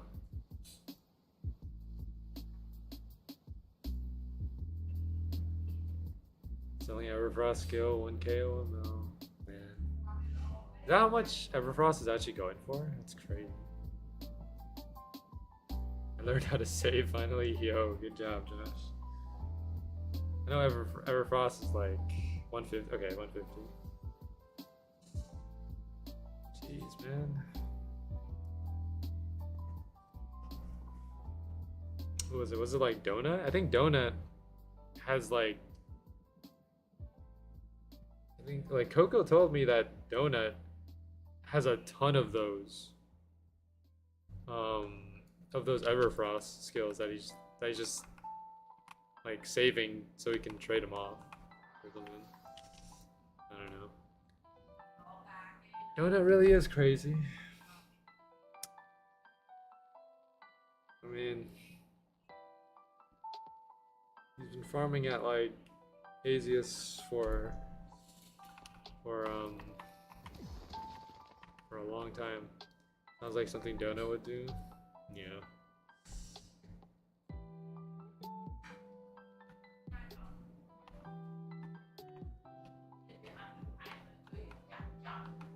I would love to participate though in the next event or whatever. Like whatever the next item event is, Broken Promise, Heroes Triumph, or maybe even the new things like Heroes Guardian. Obviously Backrooms. Backrooms is gonna be is a must for me. It's gonna be Dragon's event weapons. Okay.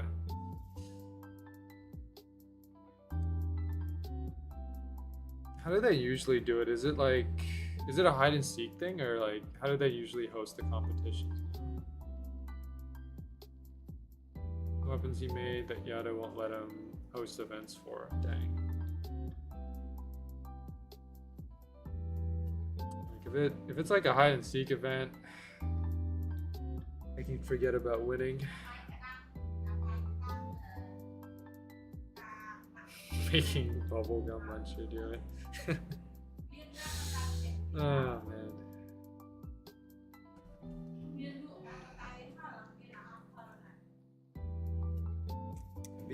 BGM's always doing stuff. BGM did some weird stuff last stream. Bro straight up just came to my server to give me a jump scare. He'll be back. He could be watching right now, and I would never know. I can't tell who's watching the stream.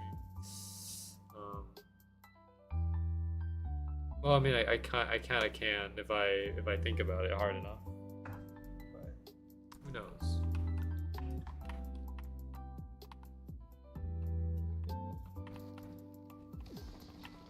I take hide and seek over whatever. Let's see, are trying with their okay, yeah. I mean, I don't know. I guess they're just trying to experiment. Bro got offended when I said he was too green. Dang. Cosmic fragment events are probably the worst. What's the what do you have to do? This is my first time hearing about these, by the way. Like I don't participate in the event, so this is my first time hearing about like what these events are. The first event was a race event. Oh, okay. Race event. It was so scuffed. I mean, when I think of race event, I think of just the backrooms race. That one thing that they did. We were supposed to do it again, then Donut changed it. So we did it by ourselves. Wow. Because of how annoying time zones are. Oh yeah, that's right.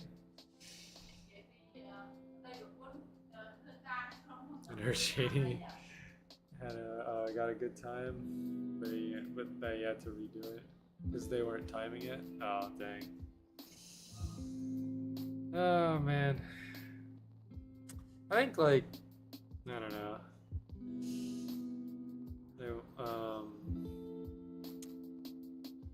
Like I feel like all of these events have like some kind of scuff to them. There's always going to be at least some level of scuff.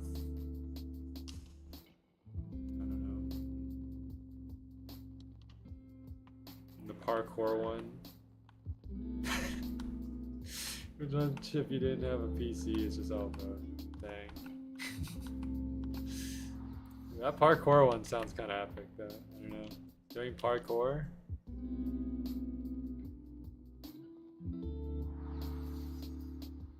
Because of how bad the parkour was made in winter event. Oh, that parkour? Dang. Yeah. Oh man. The ghost one? Yeah, I remember that parkour. I had such a hard time getting up there because like I don't know what it was, but like I just kept falling. Eventually I got the hang of it, but like man.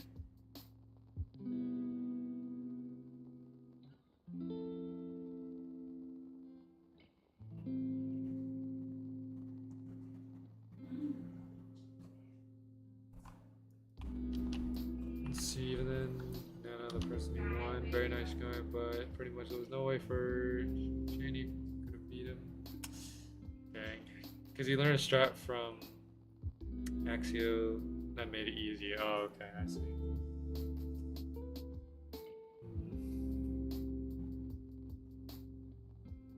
Maybe these events. Maybe I shouldn't participate in these events. Like after all, I don't know, man.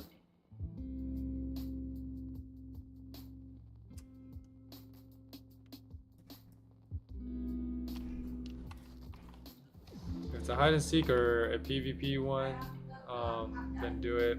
Any others? Okay, PvP I'm gonna, well, like hide and seek I can't There's no way I can win hide and seek. PvP maybe. I might have a chance in there. I'm not a great PvP player, but I can kind of make things work. I've already given up on winning hide and seek, yeah.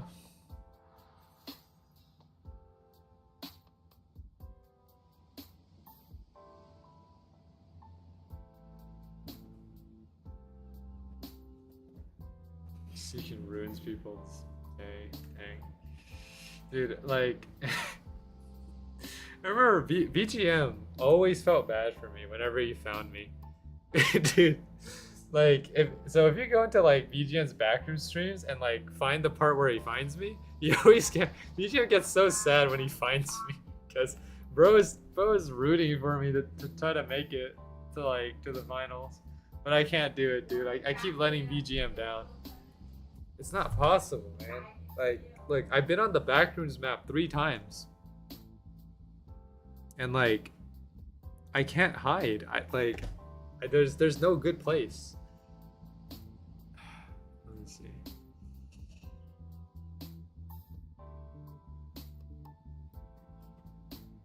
See, the Seek event I did was so funny because nobody knew what her people were. Bro. Oh man, too good. I started going to places that look like it had no collision. Oh yeah, that's right. Yeah, like, dude, it's those no collision places that like, man, like, it's kind of crazy. I need to learn the tech on each map. I mean, unless they make a custom map, then I can't do the tech. But like, I should try to learn all the secret spots in each map. That way, if they do it on a particular map,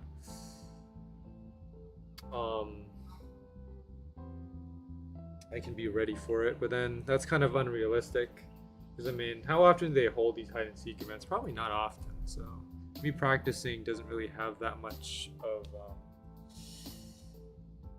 There's not much validity to it. Let's see.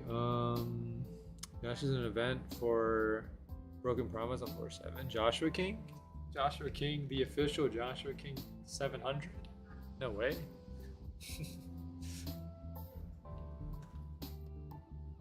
It ended in a couple seconds. Oh man.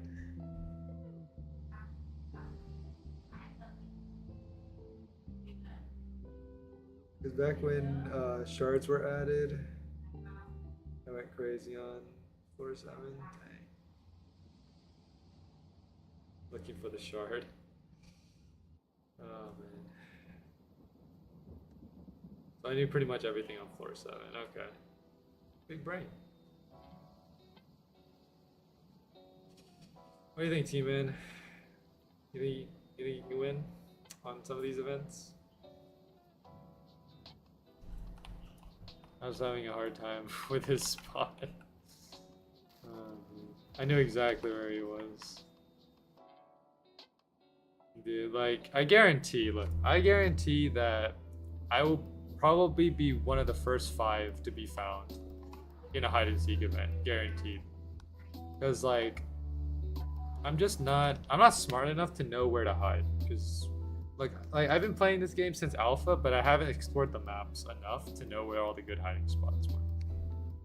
So, I don't know. Dude, I envy people like Shaney who can easily find hiding spots within like a limited amount of time. I don't know how he does it. That, like, the ability to find a hiding spot that fast and just win off of that hiding spot is just crazy. And you just build different. Yeah.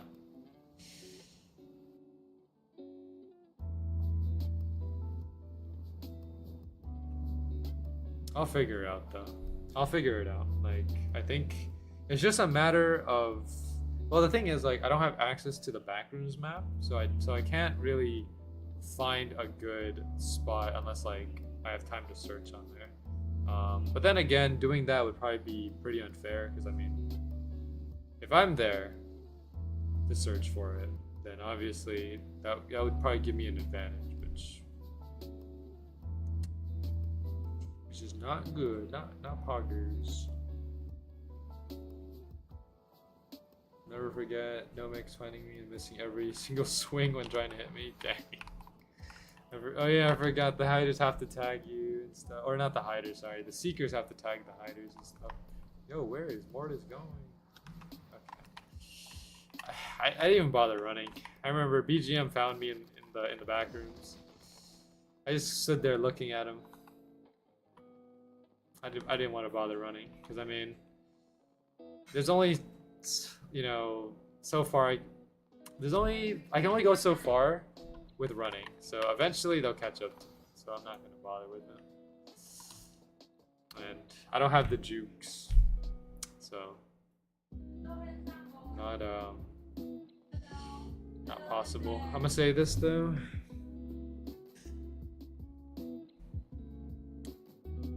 Alright, waiting 2 hours for y'all to get players for the last packers is not fun. Yeah. Oh man. Because of all the NFTs. We're hunting me and my friend down. Dang. Dude, I have yet to experience those NFTs. I need to see what they're like. I would love to see just how scary they are. Viewer seekers and Yada just ditched us for a good while.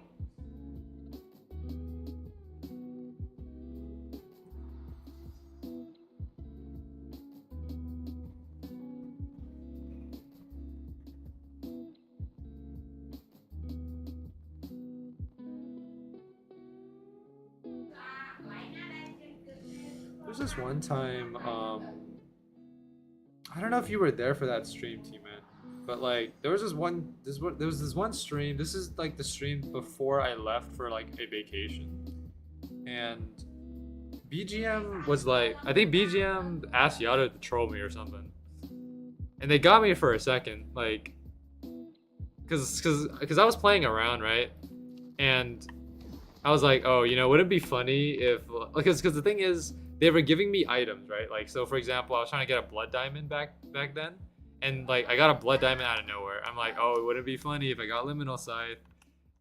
And then they straight up sent a liminal scythe into my inventory.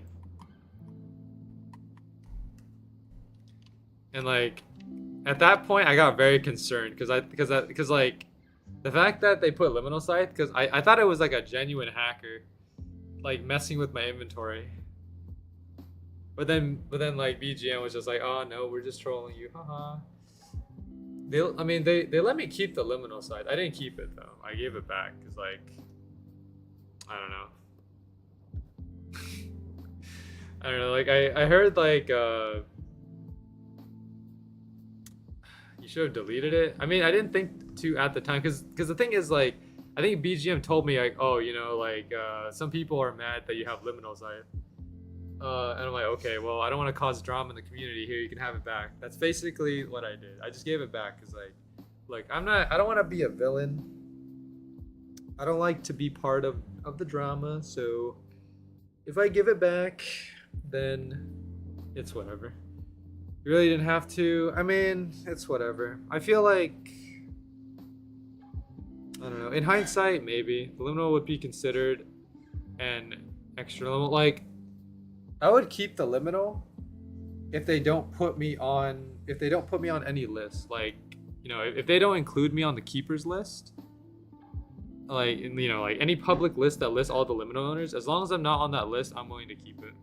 I want to keep it like low key that I have it, but you know, because otherwise people might like start questioning why I have it, and I have to go through this whole explanation. So it's whatever. Like, but it's whatever. I'll look. You know what? I'll get liminal from the event.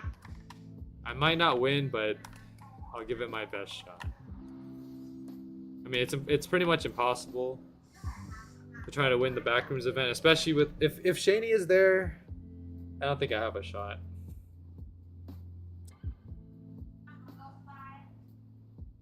Shaney is the person who won the very first liminal sign. I think he's the first one. Shaney lost bad the last two, really. I've always thought of Shaney as like the MVP when it comes to like hide and seek, because I mean, I don't know. Like I think he won the backrooms once or twice. I don't know. I forgot how many, or at least he came close, I think. And then there was that other time where he won like a hide and seek in the Easter map. He won 2 liminals, yeah. Bro is just too good. I don't know the Swordburst 2 community lore.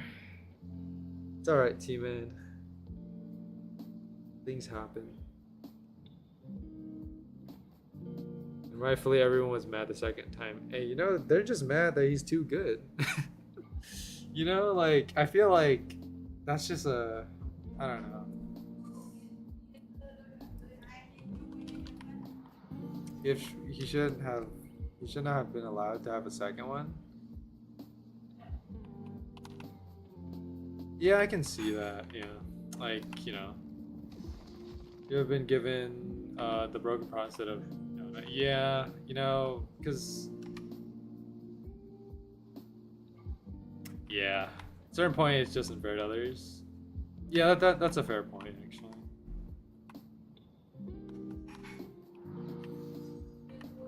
Oh man, but I mean, regardless of like of the whole liminal side thing, the fact stands that he's pretty good at it. So I don't know.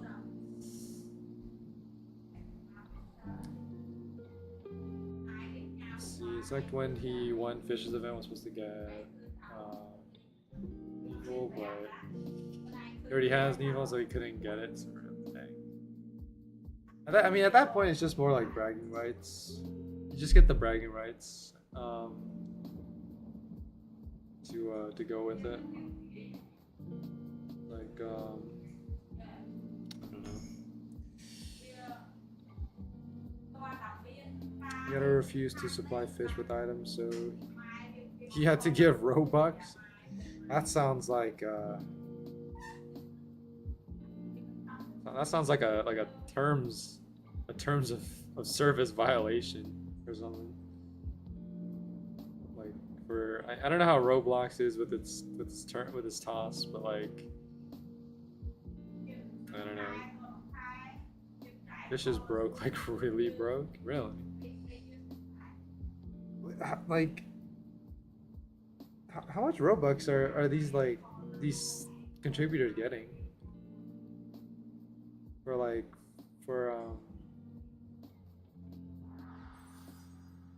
Swordburst 2.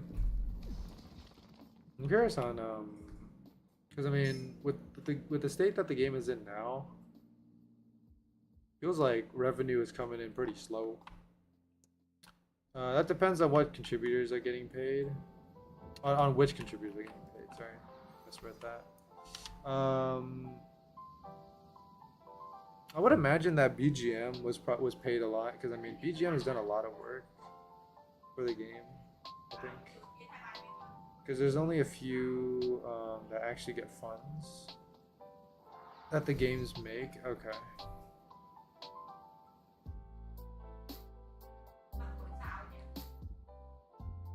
We really only know Yato 100%.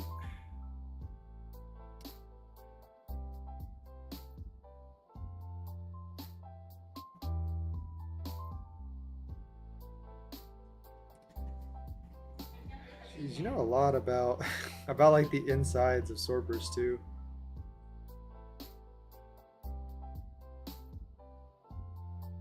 Some of this information I don't even know.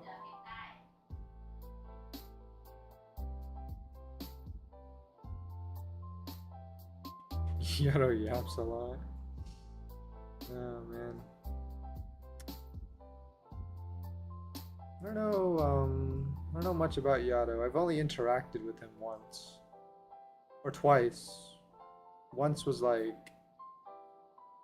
was when he gave me back my Rainbow Rusty, because if there was that one time where Rainbow Rusty would get deleted from your inventory if you go into an old server, and luckily at the time he was watching my stream, so he saw that my Rainbow Rusty got deleted and then he restored it for me. So I appreciate it. And then the second time I interacted with him was when I got the final Spectrum from the final gift. So that was pretty epic. But I haven't talked to him since, and I don't know. I like the only contributors I talk with the most are probably like BGM. I got a life limit team, man. Oops. The only contributors I talk with are BGM and like Atomic. That's it. I've talked to Phoenix once, but like once. So I don't know. Bro DM'd me at 6 a.m. asking for a new profile picture. Dang.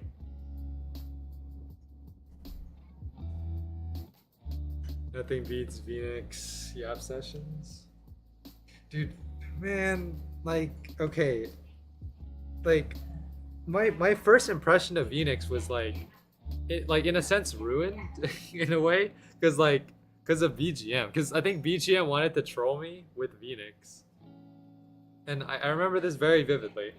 I was playing Minecraft, and it was a Minecraft stream, and BGM like was telling Phoenix to like say this stuff to me like in a VC, and like that gave me a weird impression of Phoenix. I forgot the exact questions or like what he was saying, but like it was kind of wacky. He was saying some very wacky things. So that was interesting. I still have Phoenix friended on Roblox. I think. Do I still have him on my friends list on Discord? Let me check. I do actually. Yeah, I have Phoenix on my Discord friend list too. Oh man, it's fun though. Like I'd rather not get involved with Swordburst 2 contributors. Not that there's anything wrong or anything bad about them. It's just that I feel like I wouldn't vibe with them that much.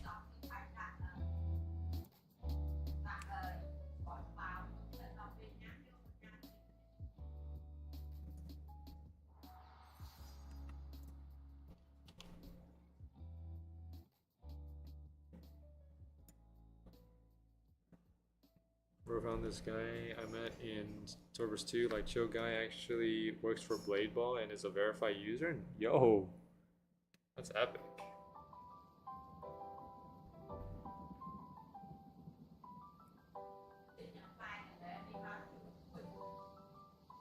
On my friends list and on my party, yo, it's crazy. Also, I've heard like some of the testers in this game are kind of rude. At least like I don't know, like that's what I've heard from people. Like some of the testers are not very nice. Oh no, they're trolls. No. Oh. And others are just sick with. Okay. How badly managed some things are. Dude, okay, this kind of makes me glad that I did not sign up to be a tester. Originally, like when they released that tester form, I was gonna sign up for it. But then I didn't do it because I was like, nah, I'm good. Like, I got other things to do. I don't want to test the game. I don't have time to test. I'll just be a player in the game. That's all I ever be. I don't want to be anything more in this game than just a player. Because Well, a little fun fact about the testers, if you notice, it's all people, the contributors now. Huh. I guess that makes sense.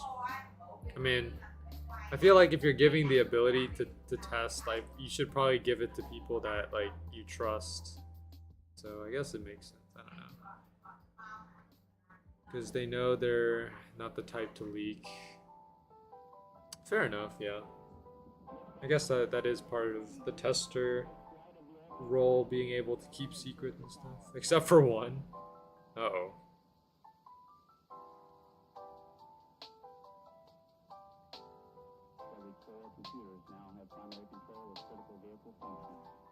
We got banned after... Oh.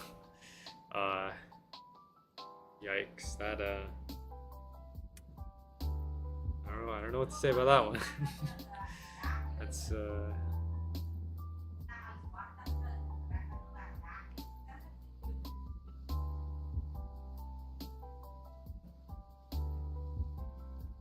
I mean, Yato warned him. I mean, there's nothing else to really say about that. Gave him a warning and he still did it, so I don't think, there's no one else to blame but himself on that one. That's why Jenny is a tester now, because they also got fired. Oh, okay. Oh, man.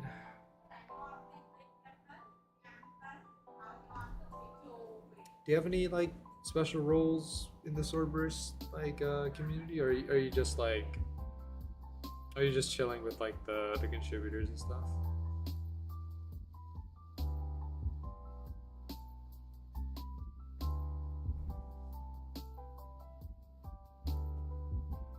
I'm the highest level person in the contributor server, but that's about it.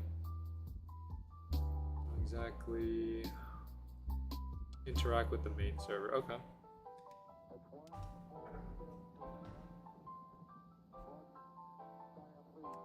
See, in fact, I made sure to never join it. Is there really that much, like, tension between the main and the contributor server? I just joined both the servers a few days ago. There is, like, a difference in like the environments of both servers. Like, I don't interact with people there, but I noticed there's, like, a difference in how the interactions go between the servers, so yeah.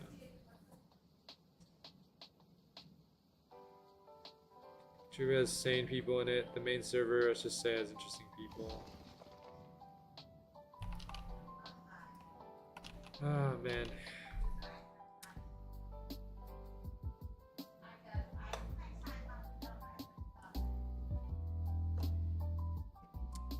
I'm curious on how deep Swordburst 2 goes. Because there's definitely more to this game than what you see.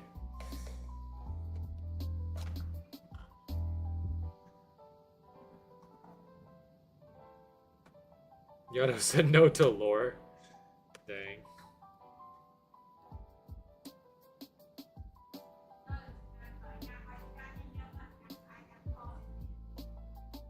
Yeah, I've been waiting for someone. I've been waiting for like anyone in, like, the Swordburst 2 YouTube space to make, like, a video on the Swordburst 2 lore. But I don't think anyone really has the lore put together. Because, I mean, it's just, like, it's bits and pieces, as you said, so it's hard to, like, make out a, like, a linear story.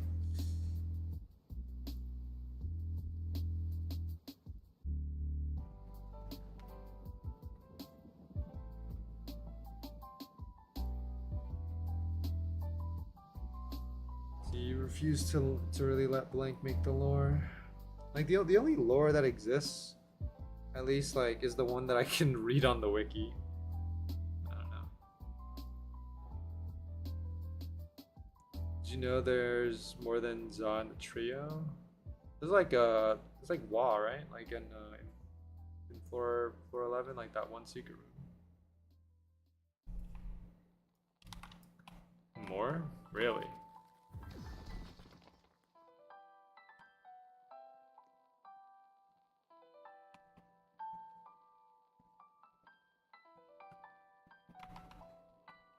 Yo, we're getting top secret information. Well, maybe it's not top secret, but like we're getting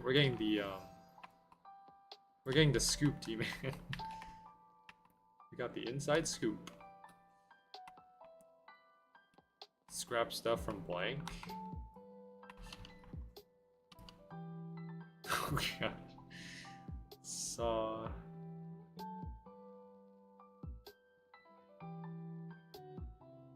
The big boy of them all. Dang, okay.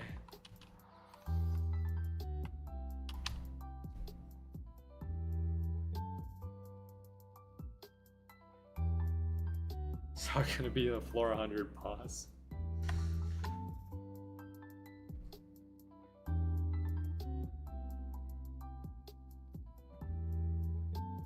Rock on, do I have true forms? No way.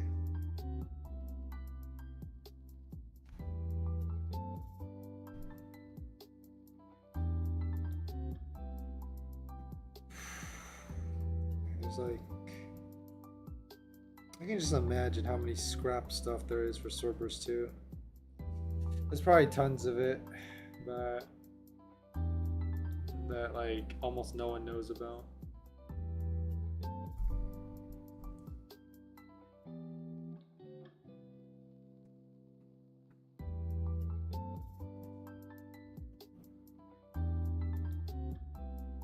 Sword 5 also always was supposed to have 4 main mini for the 4 horsemen. Yo, the 4 horsemen of the apocalypse. I get it, yeah, that makes sense. And radio.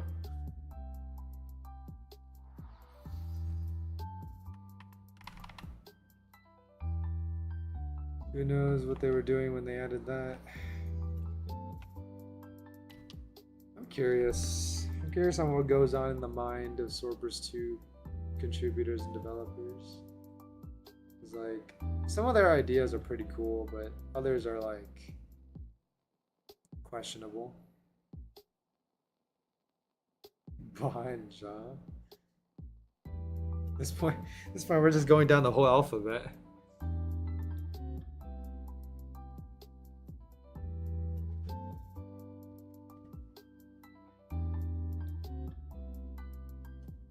Vaja and Wa being the fabricated deities.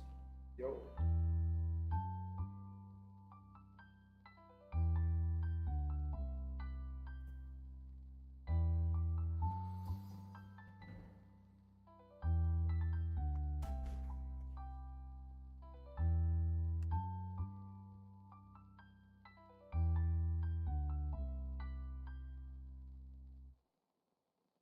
The biohazard super weapon was a little more. Yeah, I can see that actually. That makes a lot of sense. Horseman of Famine. Wow.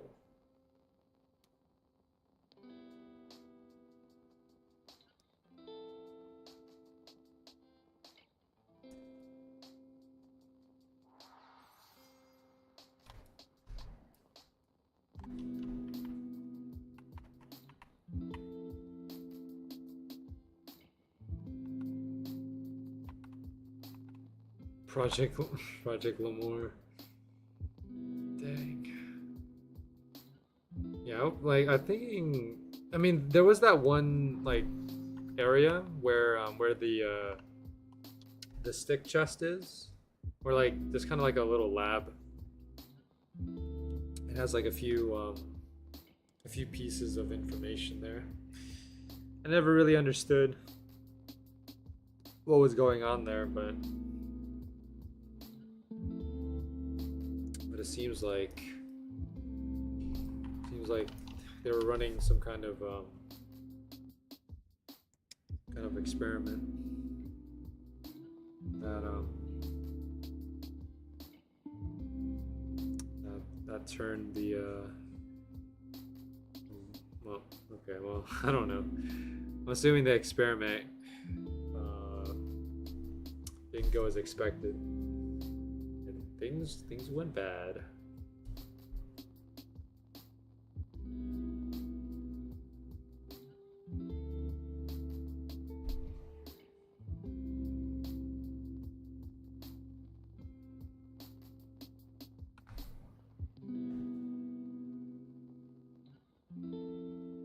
You should skip floors and go straight to floor 100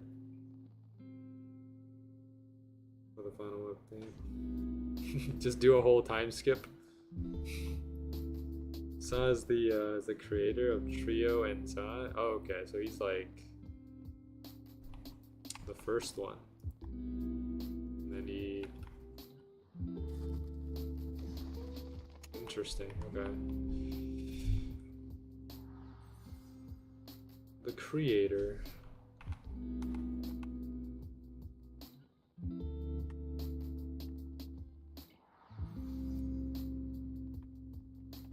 I'm curious on whether the floors like are connected to each other in a way. Like, and what I mean by that is like, you know how floor 11 or floor 12 is kind of like the evolved version of floor 11. As you can see, like Saurus is dead on floor 12. I'm curious on how the rest of these floors connect. Floor 12 is another part of floor 11 where a war was fought. All out war. Floor 11 or floor. I can't talk. Floor 100 mob should do trillions. Jeez, man. The Saurus skull is most likely an older version of it. Yeah, that makes sense. What did my man Saurus do, man? He didn't do anything wrong. Bro didn't have to go like that.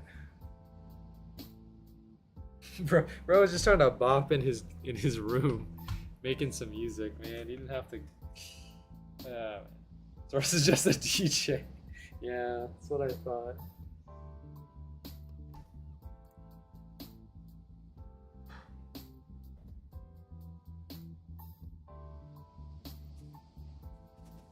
What if we're the villains, T-Man?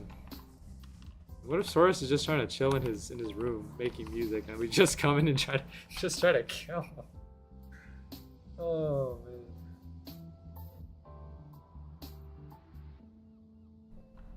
Atheon is the horseman of death.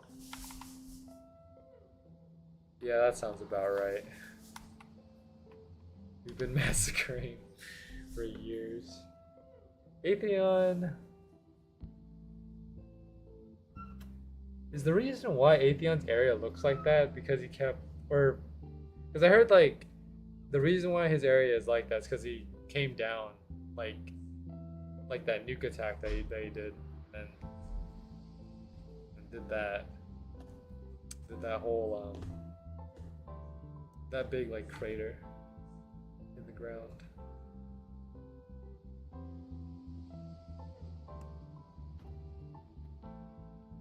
Where did the statues come from? I think it was like some old area, right?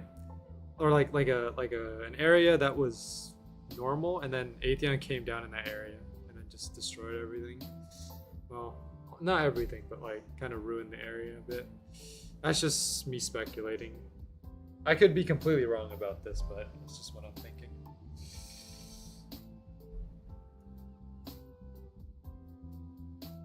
I'm assuming that Atheon did not create those statues on his own.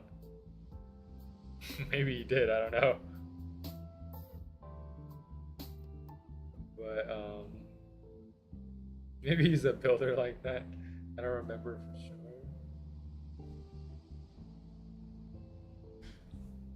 I feel like Atheon would just, anywhere Atheon goes, he would just burn everything. Because what I'm thinking is like Atheon is probably like sun level hot, like temperature wise. So I'm thinking if he steps onto like normal ground, he would just burn everything up. Atheon might be an entity not made by the game. Oh, okay. Yo, legendary upgrade crystal, no way. It's like my 6th one today. We got legendary upgrade crystals and we got life's limit. You know, I can't ask for more than that. Oh, also I have to do my poll. Hold on. I completely forgot about this poll. Okay, which uncommon item should I delete? Because uncommon, apparently you guys like to vote uncommon for some reason. Alright, we have Ash Rune and Ash Rune Blade and what's it called? Health Regen Necklace.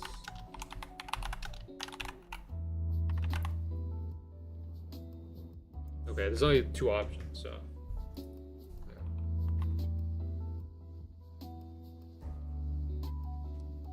Let's see, I think he's related to Cadius, the fabricator. I don't know if I said that right.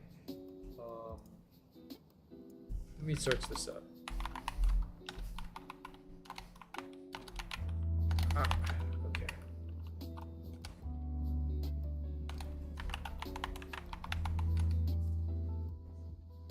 Main engineer for the military president in Floor 12. Ah, okay. Interesting. Well, there's definitely more to this game than what it shows. That's for sure.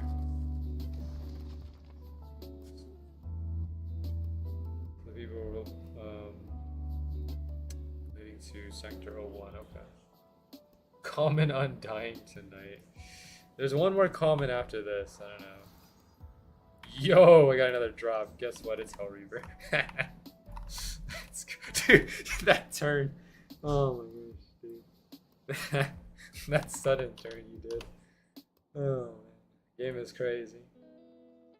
I can't keep doing this. It's okay, T-Man. It's okay. Like, if you can't go on, I'll go on. I have to keep going until I get this Requiem. I have to hold on. Not leaving you till we get this. Oh man.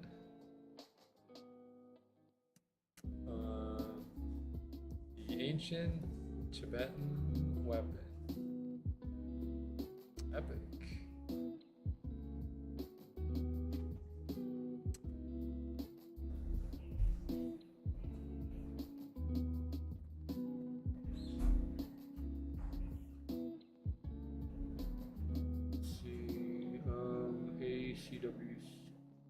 Oh, okay, I see. That's where that comes from.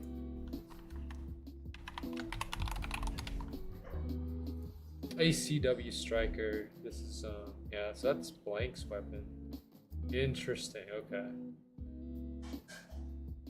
Yeah, ancient Tibetan weapon. That's what ACW is.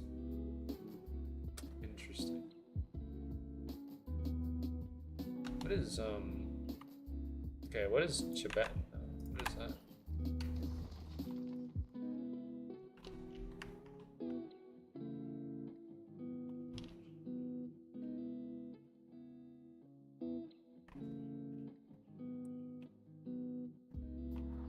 You know, if they made this steel longsword out of obtainable. All right, we'll do one more Mortis, and then we'll end stream. And also delete Ash Rune Blade. See, so okay, well, I mean, after we delete Ash Rune Blade, you guys basically killed all the floor 9 uncommons that I had. So congratulations. Baja, Wada, Karaza, and Sa. It's that's a lot of Oz.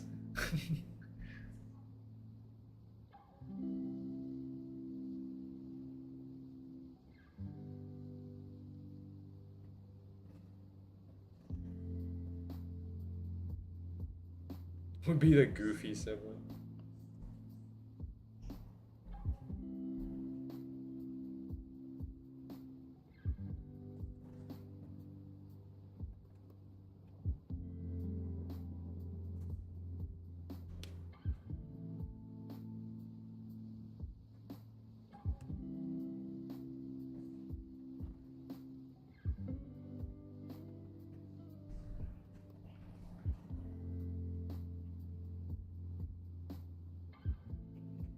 Warlord is likely a version of the old constable Kuma, who was the horseman of war. That makes sense, yeah.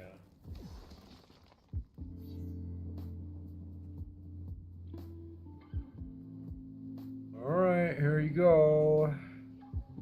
This is for the Requiem. Gonna end up dying before I get my credit here. Oh man. Alright, let me delete my that's my Yap session done. Well, you know, I learned a lot from it, so I appreciate you sharing the information. Always like learning new things about Swordburst too. Oh, there we go. Ash Rune Blade, gone. Alright guys, well, if you guys enjoyed the stream. Make sure to like, comment, subscribe. If you want to see some more of the SP2ROD series, make sure to let me know in the comment section, live chat, Discord server. Special thanks to T-Man and Selvin for helping me out today. It's always nice to have people helping out because, you know, trying to do this journey solo is a bit difficult, so I always appreciate the help, so.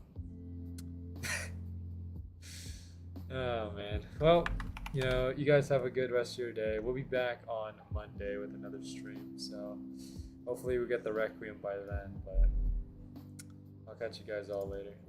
Have a good one.